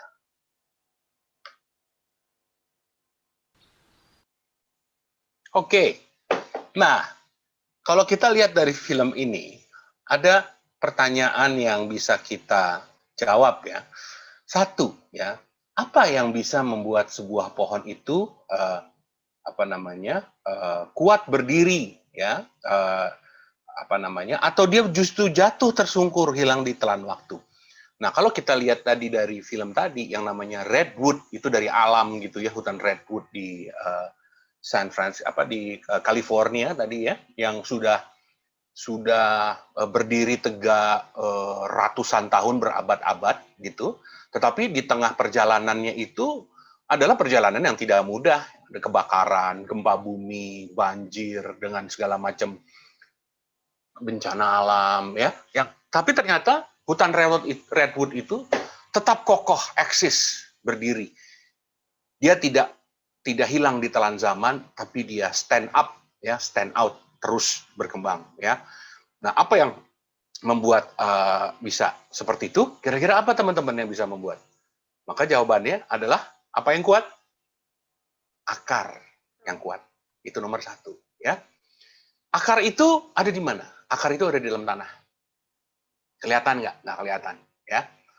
Dan akar itu menjadi kunci apakah sebuah pohon itu bisa bertahan lama, bisa berbuah banyak, bisa memberikan perlindungan bagi lingkungannya, itu semua ditentukan oleh kesehatan akarnya. Nah, dalam hal ini, itu dianggap oleh Stephen Covey, dalam konteks kita berbicara yang namanya prinsip hukum alam, tadi ada angsa dan telur emas, ya kan? Berarti akar ini apa? Akar ini telur emas atau angsa nih, kalau diibaratkan akar yang kuat ini. Akar yang kuat adalah angsanya. Yes, angsanya. Jadi, kita harus membangun kekuatan karakter. Ambil kesimpulannya ke situ teman-teman sekalian, para guru. Jadi, para guru, apa sih karakter sekarang yang dibutuhkan? Kayak tadi beberapa sudah dikatakan ada tanggung jawab, sense of contribution. Nah, berarti itu kan ada turunannya. Di zaman kayak begini, bentuk tanggung jawab seorang guru apa? Harus melek teknologi. Itu tanggung jawab. Ini bukan masalah bisa apa enggak. This is not about bisa nggak ya aku? No, bukan itu. Cari sampai bisa gitu loh ya. Orang di YouTube ada, semua ada. Apalagi seperti sekolah Ayah Sofia seperti ini, Ibu Ida memprovide dengan jaringan Zoom seperti ini, maka nikmat mana lagi gitu ya. Ada NLI datang tiba-tiba gitu. Nah, ini merupakan satu bentuk, bukan masalah bisa nggak bisa. Ini tanggung jawab. Ini is a responsibility. Jadi ketika seorang guru telah mempraktekkan ini, maka dia akan relevan gitu loh. Guru yang bertanggung jawab itu tadi, dia adalah berfokus pada pemberdayaan muridnya gitu. Nah, kalau dia fokus pada pemberdayaan muridnya, berarti si guru ini harus memahami pekerjaan bukan sekarang, pekerjaan masa depan. Ya, itu seorang guru. Jadi guru sudah mempersiapkan murid untuk siap masa depan, karena murid-muridnya sekarang barangkali dia nanti begitu udah siap kerja, nantinya adalah masanya sudah masa yang sudah berbeda gitu. Nah, berarti apa? Kita harus mengembangkan itu karakter belajar. Nomor satu buat saya, teman-teman sekalian, para guru, nggak bisa enggak. Gimana caranya kita buat yang namanya proses belajar tuh enjoy. Learning is fun. Learning tuh nagih. Kita harus buat tuh belajar tuh ketagihan, ya. Jangan narkoba ketagihan, tapi baca buku kok ketagihan gitu loh. Nah, itu ada caranya, teman-teman sekalian. Jadi kita harus mengemasnya dengan stories. Kita juga mengemasnya dengan tampilan presentasi yang juga modern gitu ya. Nah, saya yakin pasti kalau kita bisa membuat ini sesuatu sistem pembelajaran jarak jauh nih kayak gini gitu ya, maka murid akan senang gitu loh. Murid akan wow gitu ya. Dan itu memang harus dilatih gitu, harus dilatih. Tapi kalau kita punya tujuan yang jelas, sesungguhnya dalam firman Allah lagi-lagi kan, Allah berfirman, Tuhan berfirman, sesungguhnya akhir lebih apa daripada awal? Lebih baik ya. Artinya apa? Sebelum saya sibuk-sibuk mengawali ketika saya mau mengajar, ketika saya mau melakukan aktivitas saya harus tahu at the end of the day akan seperti apa. Jadi saya akan seperti apa. Jadi teman-teman kalau mengajar, ini tips aja ya, salah satu tips. Kalau teman-teman mau mengajar, salah satu ciri akar yang kuat ya adalah dia punya kebiasaan sebelum mengajar dia udah tahu di akhir jam ngajar itu murid-muridnya akan seperti apa. Kayak saya ini memberikan sharing di Ayah Sofia sekarang dengan beberapa sahabat-sahabat komunitas guru educators yang lain, saya udah tadi pagi udah tulis, tadi pagi gitu ya. Sesi Rabuan akan seperti apa saya udah tulis. Yang saya tulis bukan sayanya, yang saya tulis adalah the audience. Apa yang audience rasakan? Apa yang audience itu kemudian bisa ubah? Dan saya membayangkan teman-teman semua jadi lebih empower, lebih berdaya gitu ya, lebih pede, lebih confidence, lebih enjoy, lebih relax, lebih bersyukur, lebih tahan banting gitu ya, lebih agile, lincah ya. Nah, itu yang kita perlu sebarkan nih, semangat kebermungkinan gitu ya. Nah, itu jadi menjawab nomor 2 ya, teman-teman sekalian ya, bagaimana pentingnya karakter dalam kita jadi guru ya. Jadi teman-teman jadi guru nggak boleh, nuhun sewu ya teman-teman ya, mohon maaf nih, mohon izin. Teman-teman yang jadi guru nggak boleh melihat peran guru tuh kerjaan, nggak boleh. Karena kalau Anda ngelihat peran guru kerjaan, Anda berpikirnya adalah dari jam 8 sampai jam 5 sore gitu ya. No, guru is a calling. Guru tuh panggilan. Ternyata saya juga senang ngomong ini, ternyata memang, kakek saya juga kepala sekolah dulunya Bu Ida, jadi saya ada turunan guru juga ternyata, suatu saya, tilik-tilik lagi, oh iya, jadi guru tuh panggilan, jadi itulah yang harus kita bangun. Tapi apakah saya belum ada panggilan jadi guru? Ya nggak apa-apa, mungkin barangkali lewat sini dulu, nanti baru terpanggil, walau alam, ya. Nggak masalah, tapi yang terpenting adalah itu, kita selalu membangun karakter, ya. Nah, jadi teman-teman, saya simpulkan di sesi yang pertama ini ya, di jam 10 ini, barangkali yang perlu kita lakukan adalah kita hijrah dari menjadi pribadi guru yang masih tergantung ya. Apa itu guru yang masih tergantung? Saya akan ngajar bagus kalau saya didukung sama lingkungan saya. Kalau saya nggak didukung sama lingkungan saya nggak bisa ngajar bagus. Nah, itu namanya tergantung. Nah, itulah disebut dengan reaktif. Ya. Jadi, orang yang reaktif adalah orang yang dia ditentukan. Selain ditentukan apa lagi? Dia dikendalikan. Oleh apa? Oleh lingkungan. Oleh situasi.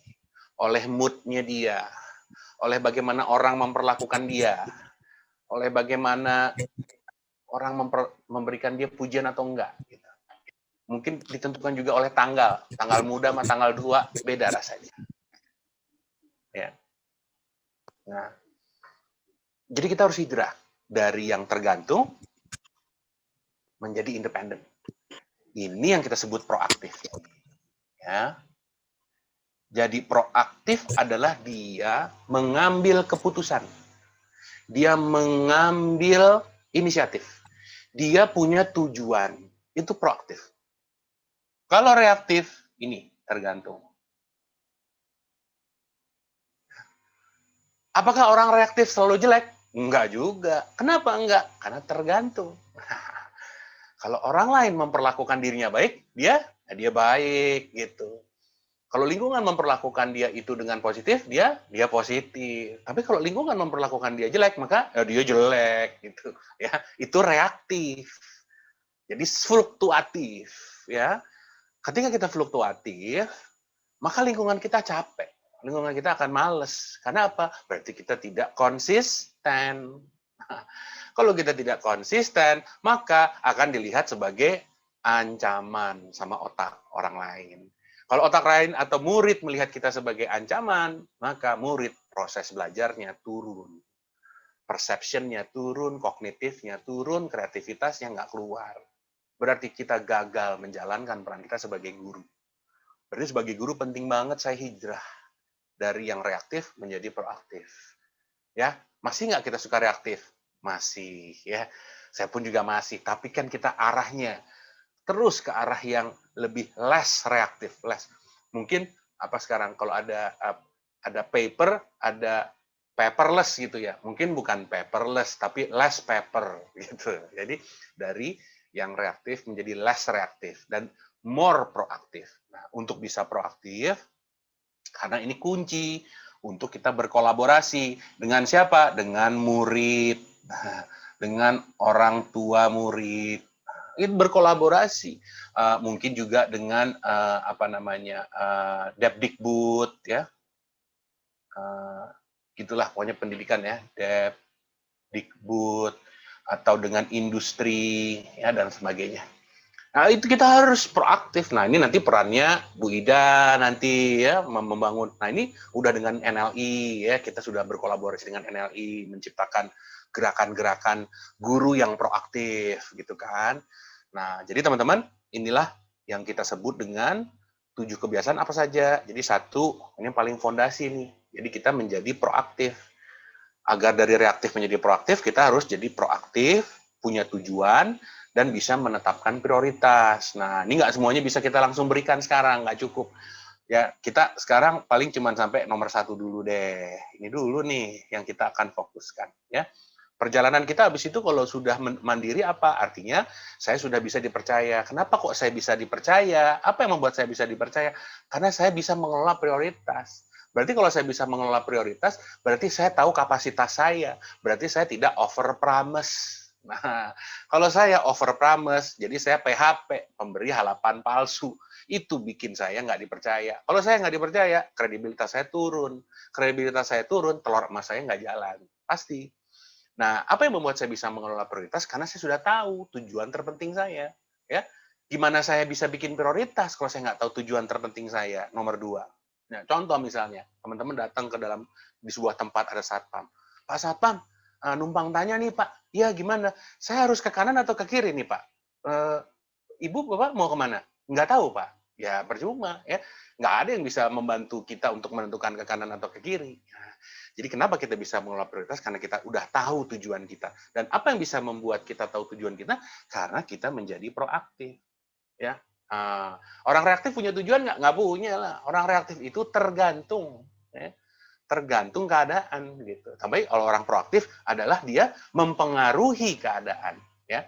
Apakah dia dipengaruhi keadaan? Iya, dia dipengaruhi keadaan, tapi dia juga bisa merubah keadaan itu menjadi lebih baik karena dia punya kemampuan proaktif, yaitu berpikir. Nah, berpikir ini kerjaannya otak soalnya. Nah, otak disitulah letaknya, kemampuan untuk menciptakan kreasi-kreasi baru, terobosan-terobosan baru, ya.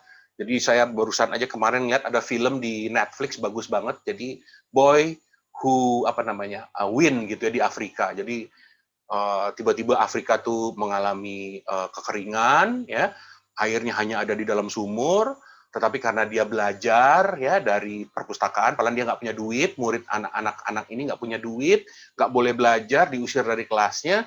Tapi justru dia bisa membantu lingkungannya dengan ngumpet-ngumpet belajar di perpustakaan sampai akhirnya ketahuan, sampai akhirnya dia negosiasi.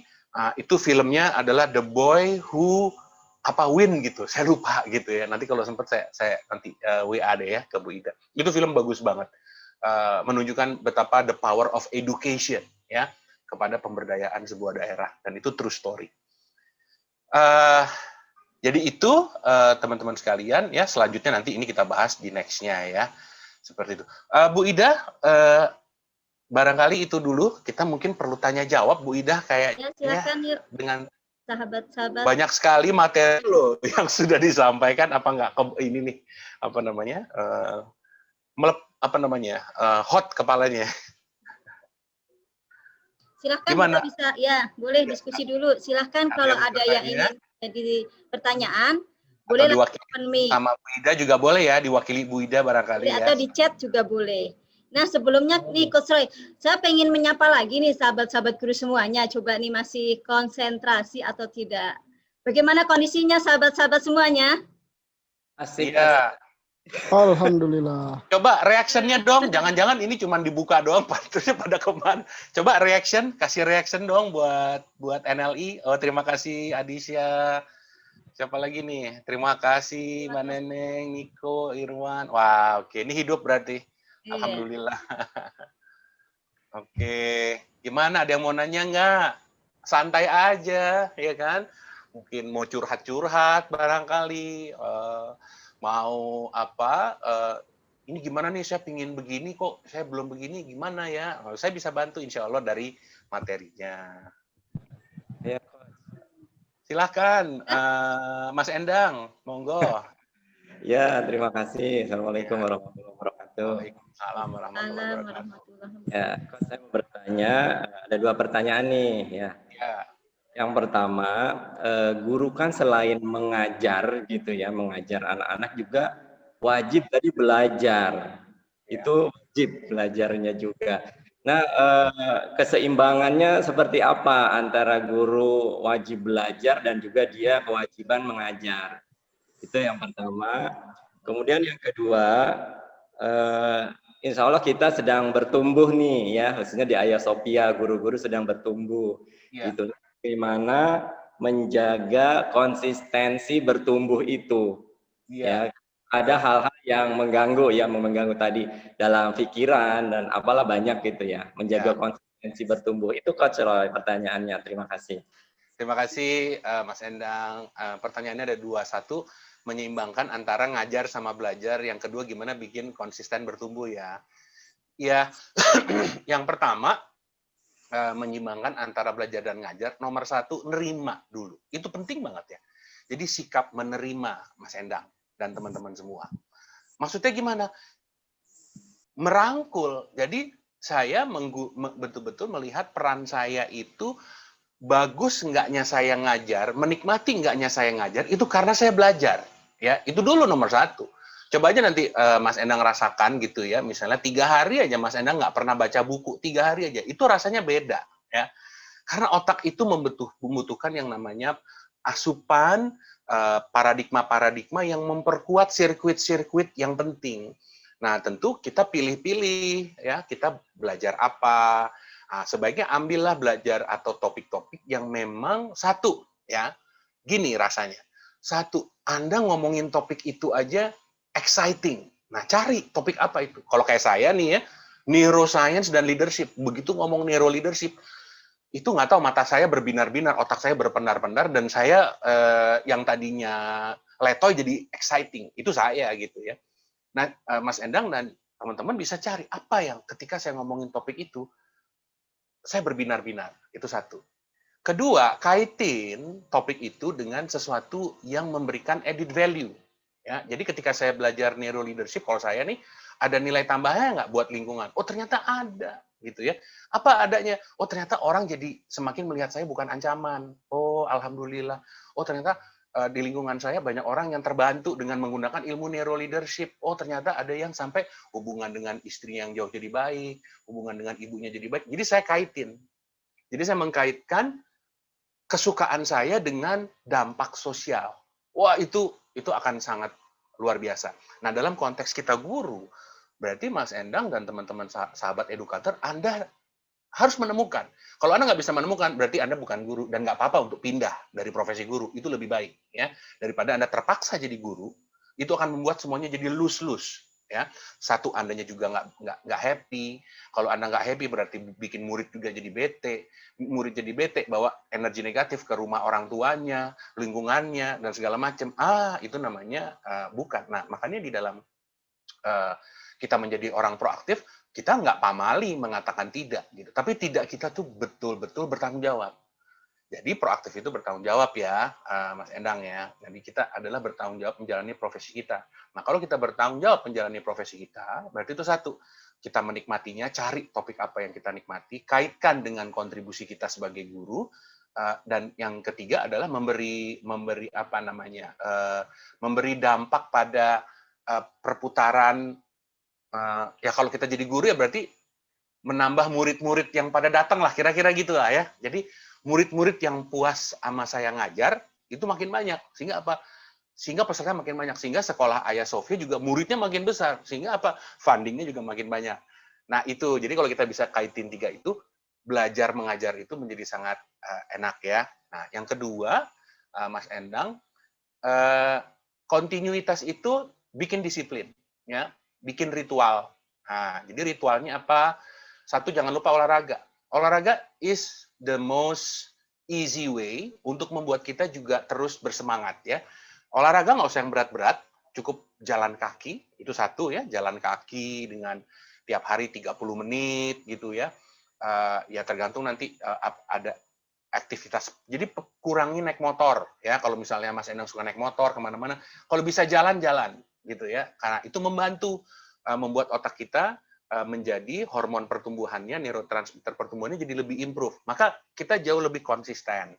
Kedua, banyak bersyukur gitu loh. Jadi tiap hari itu sebelum tidur kita mensyukuri hari itu ya. Karena kalau kita nggak mensyukuri hari itu, maka kita akan membuat tidur kita itu kurang optimal. Karena di otak itu, di dalam tidur itu otak akan memproses secara otomatis hal-hal yang penting. Nah, besok paginya biasa seger. Nah, alangkah indahnya malam tuh kita ada ritual bersyukur. 3 hal apa yang disyukuri sama Mas Endang pada hari yang bersangkutan. Nah, besok paginya, Mas Endang, pagi-pagi sebelum membuka laptop, sebelum membuka materi ajar, sebelum membuka gadget, ya jangan buka gadget dulu. Anda pagi-pagi tulis, ya. Hari ini apa yang akan terjadi? Anda tulis, ya. 3-4 hal aja. Apakah hari ini aku bahagia? Itu dulu simpel-simpel. Hari ini aku bersemangat. Hari ini aku banyak inspirasi. Hari ini anything yang Mas Endang inginkan. Jadi itu ada kayak semacam siklus ya. Jadi kita sebenarnya merekayasa otak kita agar otak kita itu jadi semangat. Nah, otak kita hanya semangat kalau ada harapan. Nah, harapan itulah yang akan membuat otak kita jadi lebih semangat dan akhirnya membuatnya jadi lebih konsisten. Di samping tadi olahraga, ya, olahraga dan rasa syukur tadi itu. Kira-kira gitu ya, Mas Endang ya. Moga-moga bisa memberikan gambaran sedikit banyak ya. Terima kasih, Coach. Sama-sama, Mas Endang. Ada lagi, silahkan. Ini udah berasa banget nih, Coach Roy. Kalau yang sudah disampaikan tadi dipraktekkan bareng-bareng, ya. Dan ternyata saya yakin sahabat guru semuanya akan makin bahagia dan yakin dengan profesinya. Tadi ya, kalau nggak yakin ya silahkan proaktif, cari profesi yang saya banget bisa berkontribusi untuk ke negeri ini. Benar, itu dia. Jadi kita diminta untuk jujur juga, Bu Ida, pada diri kita sendiri gitu. Karena dengan kita jujur sama diri kita sendiri, kita pun bisa jujur dengan orang lain gitu. Nah, dengan keterbukaan ini ya, jadi apa ya? Tiada dusta di antara kau dan aku lah, kira-kira begitu. Itu membangun sebuah respect, rasa respect, dan itulah yang akan membuat kita sebagai guru itu semakin confidence gitu. Nah, cuman perjalanan menuju jujur ya kadang-kadang biasalah ada naik turun gitu. Tapi itu bagus buat otak gitu. Otak kita akan jadi semakin rich gitu ya, sinaps-sinapsnya, jaringan-jaringannya, memori-memorinya juga bertumbuh. Kan ada no pain no gain. Masih ingat nggak teman-teman? No pain no gain gitu ya. Atau segala sesuatu yang membuat kita itu masalah, kalau kita menyikapinya itu dengan cerdas, maka itu hanya akan membuat kita jadi lebih bertumbuh dan lebih maju gitu ya. Ada lagi yang ingin ditanyakan barangkali? Gimana Bu Ida? Ada lagi, silahkan. Satu lagi, yang lain. Ini forum kita adalah wadah belajar bareng. Tidak hanya teman-teman atau sahabat-sahabat guru dari Ayah Sofia, tapi banyak banget yang sudah bergabung di sini. Iya, kalau sahabat-sahabat yang komunitas NLI Guru Bangsa juga boleh ya. Silakan salam kenal nih. Terima kasih sahabat-sahabat dari Guru Bangsa. Oke, saya lanjutkan aja ya. Bu Ida ya, sedikit sampai penutup boleh ya? Ya, silakan Coach Roy. Oke, nah jadi teman-teman sekalian, intinya adalah, bentar.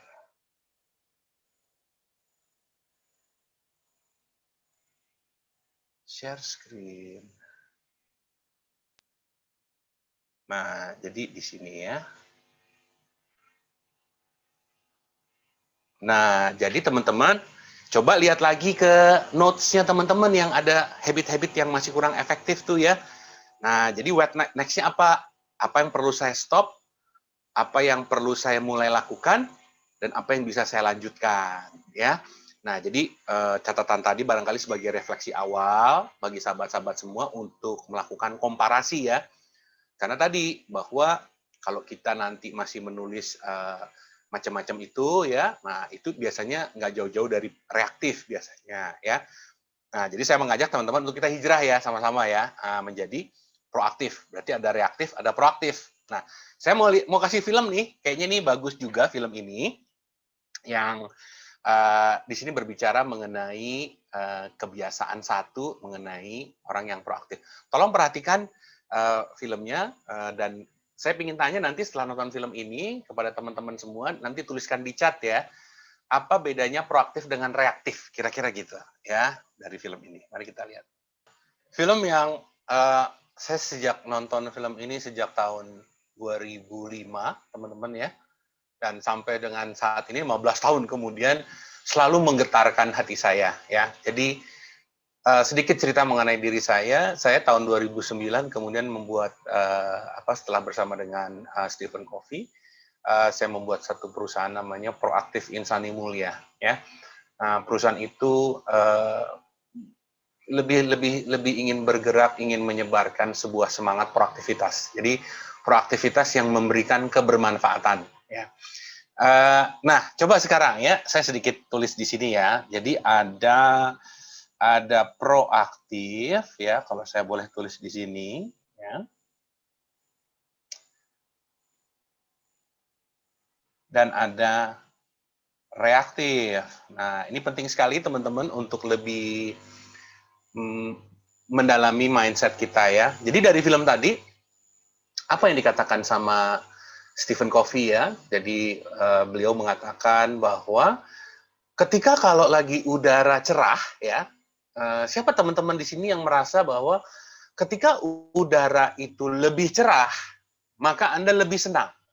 Begitu nggak teman-teman? Merasakan? Ketika cuaca lebih cerah, Anda lebih senang. Iya atau tidak? Ya. Ya, itu namanya reaktif. Ya. Jadi ketika saya merasa bahwa sesuatu itu lebih enak dan saya jadi lebih senang, itu namanya reaktif. Ya. Nah, reaktif ini menarik. Sementara kalau proaktif itu tadi dikatakan bahwa proaktif tidak tergantung pada keadaan. Proaktif itu ada proses berpikir. Nah, jadi bisa kita bilang begini. Jadi proaktif itu, bentar.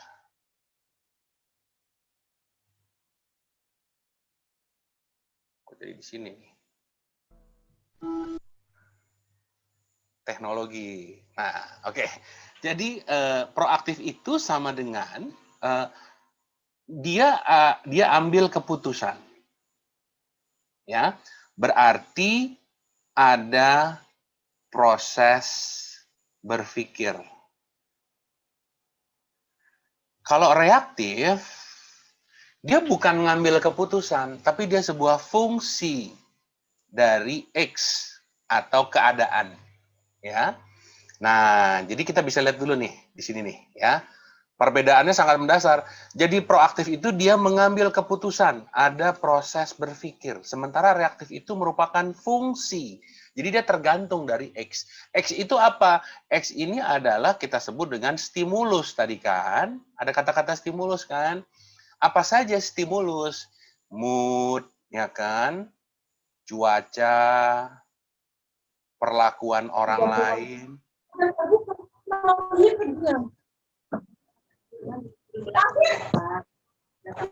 Bentar Coach, mohon maaf sebentar, kondisikan dulu.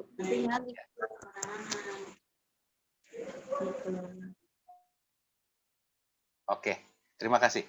Jadi reaktif adalah fungsi dari stimulus. Stimulus itu bisa mood, cuaca, perlakuan orang lain, terus apalagi ya, bisa juga lingkungan, ya, dan sebagainya.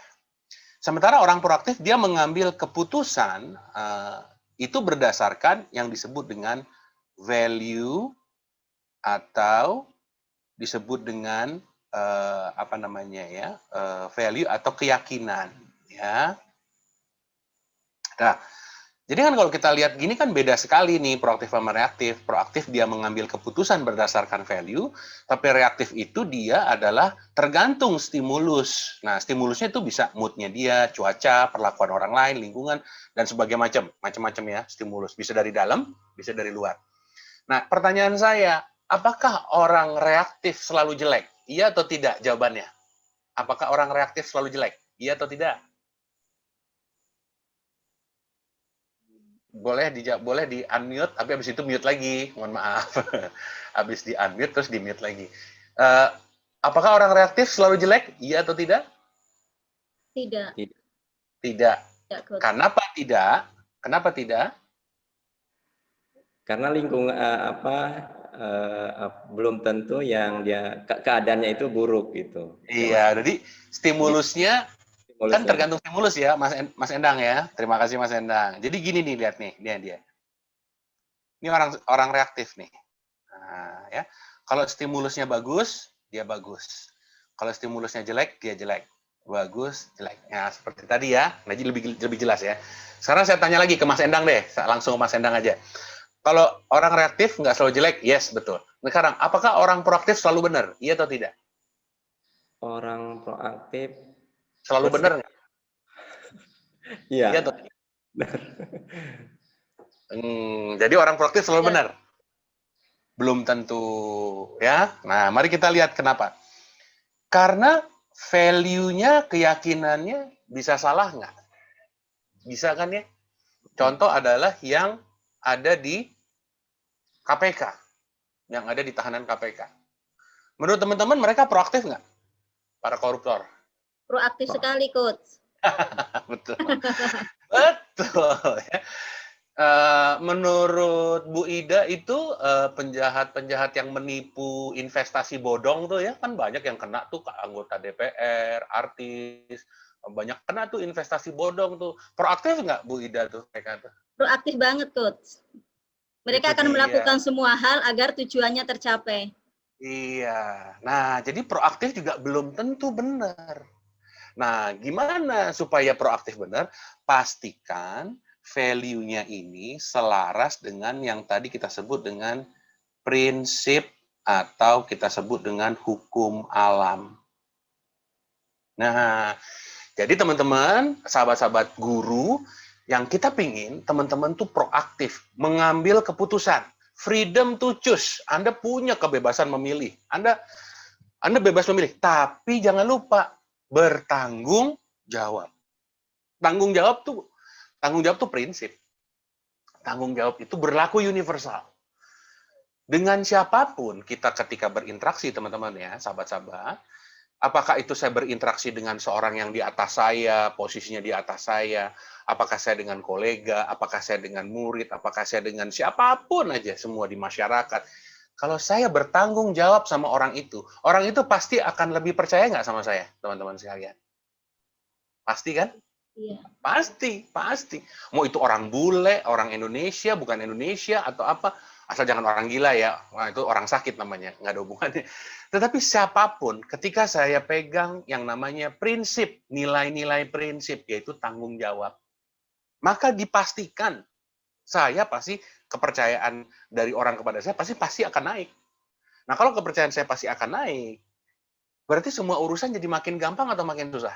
Kalau orang makin percaya sama saya, urusan makin cepat atau makin lambat? Semestinya makin mudah, Coach. Makin mudah, makin cepat. Orang percaya tuh pasti nggak ribet sama kita, gitu kan? Nah, artinya kepercayaan itu akan naik. Nah, kalau kepercayaan naik, urusan makin efektif. Nah, makin bisa kita achieve, makin mudah kita lakukan. Nah, tinggal pertanyaannya, bisa konsisten nggak nih kita? Nah, dengan proaktif, mari lihat nih proaktif ya, kita lihat proaktif sekarang.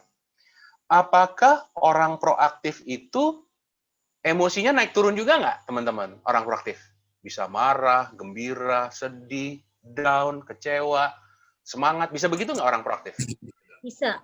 Tetap bisa. Tapi lihat nih, ya. Orang proaktif itu punya fondasi namanya prinsip tadi kan? Nah, jadi dia begini. Nah, ini dia gini nih. Kalau dia lagi positif, negatif, positif, negatif, positif, negatif. Apa maksudnya tuh? Gambar itu. Apa maksudnya? Dia positif negatif, tapi kalau dia dari garisnya itu tetap tetap di jalurnya, tetap di atas, Coach ya. Iya, sebete-beteknya dia, semarah-marahnya dia, sekecewa-kecewanya dia, sesedih-sedihnya dia, tidak pernah melanggar prinsip. Nggak pernah melanggar prinsip. Dia tetap bertanggung jawab, dia tetap memahami dulu sebelum menyimpulkan, dia tetap berkontribusi. Orang boleh menzolimi saya, orang boleh membuat saya kecewa, orang boleh membuat saya jatuh, tapi tidak akan pernah saya memperbolehkan diri saya berbuat buruk pada orang lain. Enggak gitu. Jadi ada hukum alamnya. Di dalam hidup ini tidak pernah seseorang itu jatuh oleh perbuatan buruk orang lain. Tidak ada. Yang ada adalah kita jatuh oleh perbuatan buruk siapa, teman-teman? Diri kita sendiri. Itu dia. Nah, lihat nih proaktif sama reaktif. Beda kan, teman-teman? Orang proaktif bukan berarti kita nggak boleh marah, bukan kita nggak boleh sedih, bukan kita nggak boleh jatuh. Kita bisa, tapi kita pegang prinsip. Nah, ada 3 prinsip ya yang ingin saya berikan. Ya. Sebentar.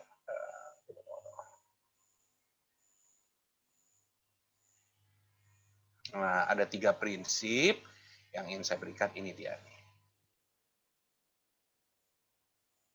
Oke, apakah saya share screen nggak sini saya? Share screen ya? Iya, share screen. Kelihatan kok, Coach. Ya. Oke. Nah, ini tiga inilah, teman-teman ya. Bertanggung jawab, diagnosa sebelum bertindak, dan memberikan kontribusi. Pegang 3 ini, teman-teman.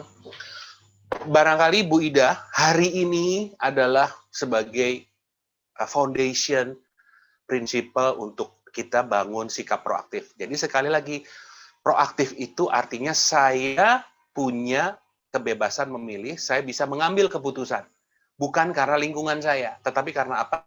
Karena saya punya tanggung jawab, saya bisa mendiagnosa sebelum bertindak, dan saya selalu memberikan kontribusi. Ya, berdasarkan apa? Berdasarkan peran yang saya mainkan. Peran saya sebagai apa? Peran saya sebagai guru. Nah, berarti kalau peran saya sebagai guru, berarti tadi, ingat angsa bertelur emas. Nah, berarti fokusnya di angsanya. Berarti saya harus bangun habitnya. Habitnya apa? Habitnya adalah proaktif. Itu yang paling foundation. Nah, agar kita tidak jadi reaktif. Karena orang reaktif, maka dia akan dikendalikan. Tapi sebenarnya, apakah dia dikendalikan atau membiarkan dirinya dikendalikan? Sebenarnya membiarkan. Ya, itu bedanya. Jadi orang reaktif itu membiarkan dirinya dikendalikan lingkungan. Sebenarnya dia bisa. Orang proaktif dan orang reaktif, dua-duanya sama-sama emosional. Tetapi orang proaktif tidak membiarkan emosinya, suasana hatinya, lingkungannya, itu menentukan dirinya gitu. Nah, dia berarti harus punya apa? Dia berarti harus punya tujuan. Makanya akhir harus lebih baik daripada awal. Akhir adalah tujuan. Berarti kita sebelum sibuk-sibuk mengawali hidup kita, berarti kita harus tahu akhir seperti apa yang harus kita munculkan. Nah, itulah ciri-ciri orang proaktif. Begitu, Bu Ida. Saya pikir kita bisa sambil ngobrol-ngobrol ya, sehubungan dengan proaktif dan reaktif. Baik, luar biasa ya sahabat-sahabat semuanya. Nah, terima kasih nih Coach. Kayaknya ini sahabat-sahabat guru semuanya setelah ini akan besok pagi nih Coach. Kayaknya ketemu dengan siswa-siswinya sudah menjadi guru-guru yang lebih hebat, lebih luar biasa. Insya Allah. Dan jangan lupa untuk proaktif. Nah, proaktif itu artinya Anda berpikir. Nah, dalam pergantian siang dan malam, teman-teman, terdapat tanda-tanda bagi mereka yang berpikir. Dan ingat bahwa peran yang kita mainkan itu selalu pegang 3. Tanggung jawab, diagnosa sebelum bertindak, dan berkontribusi. Artinya apa? Berarti 1, kita ingat dong, guru itu kan peran, ya. Nah, berarti peran ini harus kita jalankan dengan tanggung jawab. Berarti bertanggung jawab kepada siapa guru ini? Bisa kepada siswa. Berarti bukan siswa bertanggung jawab kepada guru, tapi guru bertanggung jawab pada siswa. Untuk apa? Agar siswa bisa mencontoh. Nah, itu ya. Siswa jadinya lihat teladan. Guru gue yang satu nih, gokil, keren banget. Orangnya santuy, keren, tapi betul-betul mengajari kita untuk berdisiplin, untuk kita paham kenapa kita harus lakukan ini, karena ada konsekuensi, karena ada hukum alam. Nah, jadi itulah yang peran yang kita sebut dengan tanggung jawab. Jadi kita harus tahu siapa stakeholder-nya, siapa para pihaknya. Nah, guru juga bertanggung jawab kepada kepala sekolah, guru juga bertanggung jawab kepada orang tua murid, kepada lingkungan. Nah, oleh karena itu dengan memegang yang namanya prinsip hukum alam bertanggung jawab, dengan disertai dengan pola pikir proaktif, itu kunci bertumbuh, pasti bertumbuh, nggak mungkin enggak, pasti bertumbuh gitu. Bahwa di tengah jalan apakah ada suka duka? Pasti. Hidup itu kayak begitu, ada siang dan malam, ada suka dan duka, ada atas dan ada bawah. Biasa aja, jangan kayak orang susah ya gitu teman-teman. Nah, tahu nggak teman-teman ciri orang susah? Ciri orang susah adalah orang yang nggak mau susah. Nah, itu ciri orang susah ya teman-teman ya. Nah, jadi teman-teman, kita harus menyambut ini semua dengan rasa tanggung jawab ya, bersyukur. Kedua, terus pahami. Nah, apa pahami? Berarti, oh kebutuhan murid apa? Pahami dulu. Kebutuhan orang tua apa? Kebutuhan kepala sekolah apa? Ya, kebutuhan lingkungan apa? Kita jadi memberikan kontribusi jadinya dengan kita bisa berkontribusi. Selamat, insya Allah selamat ya, karena ini yang saya jalani, sahabat-sahabat ya, sampai dengan udah seumur begini gitu ya, sahabat-sahabat, alhamdulillah masih bisa berbagi. Buat saya berbagi ini melakukannya aja saya senang gitu loh, melakukannya aja kayak gini saya senang gitu, apalagi kalau dibayar ya itu mah bonus ya, tetapi melakukannya aja senang gitu. Dan saya yakin tiada apa sebesar biji zarah pun perbuatan pasti akan dibayar. Nah, kadang-kadang dibayarnya pakai cek mundur ya teman-teman ya, bukan pakai cash, tapi pakai cek mundur. Nah, kalau cek mundur ada isinya nggak kalau cek mundur, Bu Ida? Kalau namanya cek mundur, ada isinya nggak Bu Ida? Ada, Coach. Setidaknya kalaupun Kalau nggak cek dapat mundur. Alphard sekarang, nanti akan dapat Al-Fatihah di surga, Coach. Itu dia. Kita bukan dibayar pakai cek kosong, bukan, tapi cek mundur. Mungkin bukan sekarang, mungkin minggu depan, ya kan? Oh, kalau nggak minggu depan, oh mungkin bulan depan. Kalau nggak bulan depan, oh mungkin tahun depan. Ya kalau nggak di dunia, di akhirat, tenang aja, jangan kayak orang susah. Itu maksud saya ya. So, bismillahirrahmanirrahim, saya pikir ini yang bisa saya sampaikan di seri 1 ya, Bu Ida ya. Tapi barangkali juga nanti kita lihat teman-teman yang lain ya. Tapi kan tadi, bahwa kebiasaan proaktif adalah kebiasaan yang paling fundamental. Jadi pola pikir proaktif ini adalah menjadi awal. Dan semoga nanti kita bisa melanjutkannya dengan coaching para guru yang udah lebih siap ya. Bukan begitu, sahabat-sahabat guru? Mana reaction-nya? Boleh kasih reaction dari Zoom-nya? Oke, terima kasih. Baik, Bu Ida, saya kembalikan ke Bu Ida untuk acara ini. Silakan Bu Ida. Baik, luar biasa. Terima kasih Coach Ray, dan utamanya sahabat-sahabat guru untuk menjadi proaktif ini berawal dari mindset kita. Kita semuanya bisa, kita semuanya mampu menjadi guru yang proaktif. Nah, sahabat-sahabat guru masih ingat ya dengan kesepakatan kelas kita di awal, apa jawaban dari pertanyaan saya ya? Oke, jadi bagaimana materi kita hari ini? Asik. Asik. Bagaimana film-film yang disajikan oleh Coach Ray hari ini? Asik. Bagaimana perasaan hati kita di akhir sesi hari ini?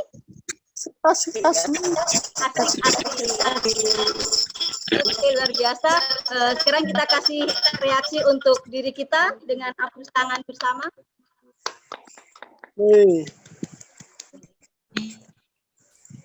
Ini rezim waktu juga yang membatasi, tetapi jangan khawatir. Mudah-mudahan Coach Roy sehat, kita bisa lanjutkan dengan Rabuan seri. Maaf nih masih ada yang open mic. Rabuan seri berikutnya untuk membahas habits-habits berikutnya. Nah, sahabat-sahabat guru semua, yuk tegakkan posisi tubuh kita. Siap, kita berikan apresiasi untuk diri kita, untuk guru kita, dan untuk sahabat-sahabat kita hari ini. Ikuti ya gerakan dan ucapan saya ya. Boleh di open mic, tapi nanti ditutup kembali. Yuk. Terima kasih diriku. Terima kasih diriku. Terima kasih diriku. Yang tetap semangat bertumbuh. Tetap bersemangat bertumbuh. Terima kasih Coach Roy. Terima kasih Coach Roy Atas ilmu dan inspirasinya.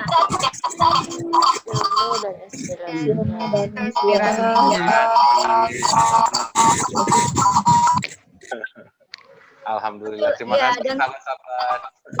Oke, sahabat-sahabat guru semuanya.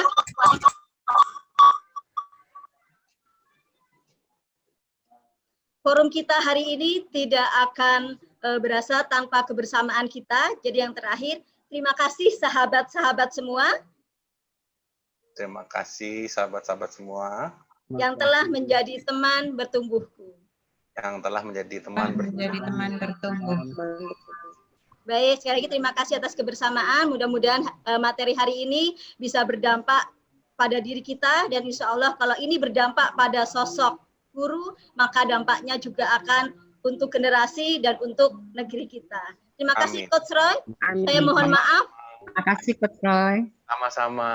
Terima kasih.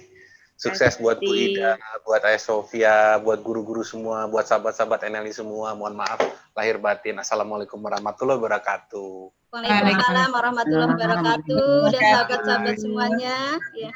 Saya mohon maaf apabila memandu acara hari ini ada hal yang kurang berkenan. Sampai ketemu lagi di forum Rabuan berikutnya. Terima kasih. Assalamualaikum warahmatullahi wabarakatuh. Waalaikumsalam. Waalaikumsalam warahmatullahi wabarakatuh. Amin. Amin. Izin Selamat pamit. melanjutkan tugasnya masing-masing. Terima kasih.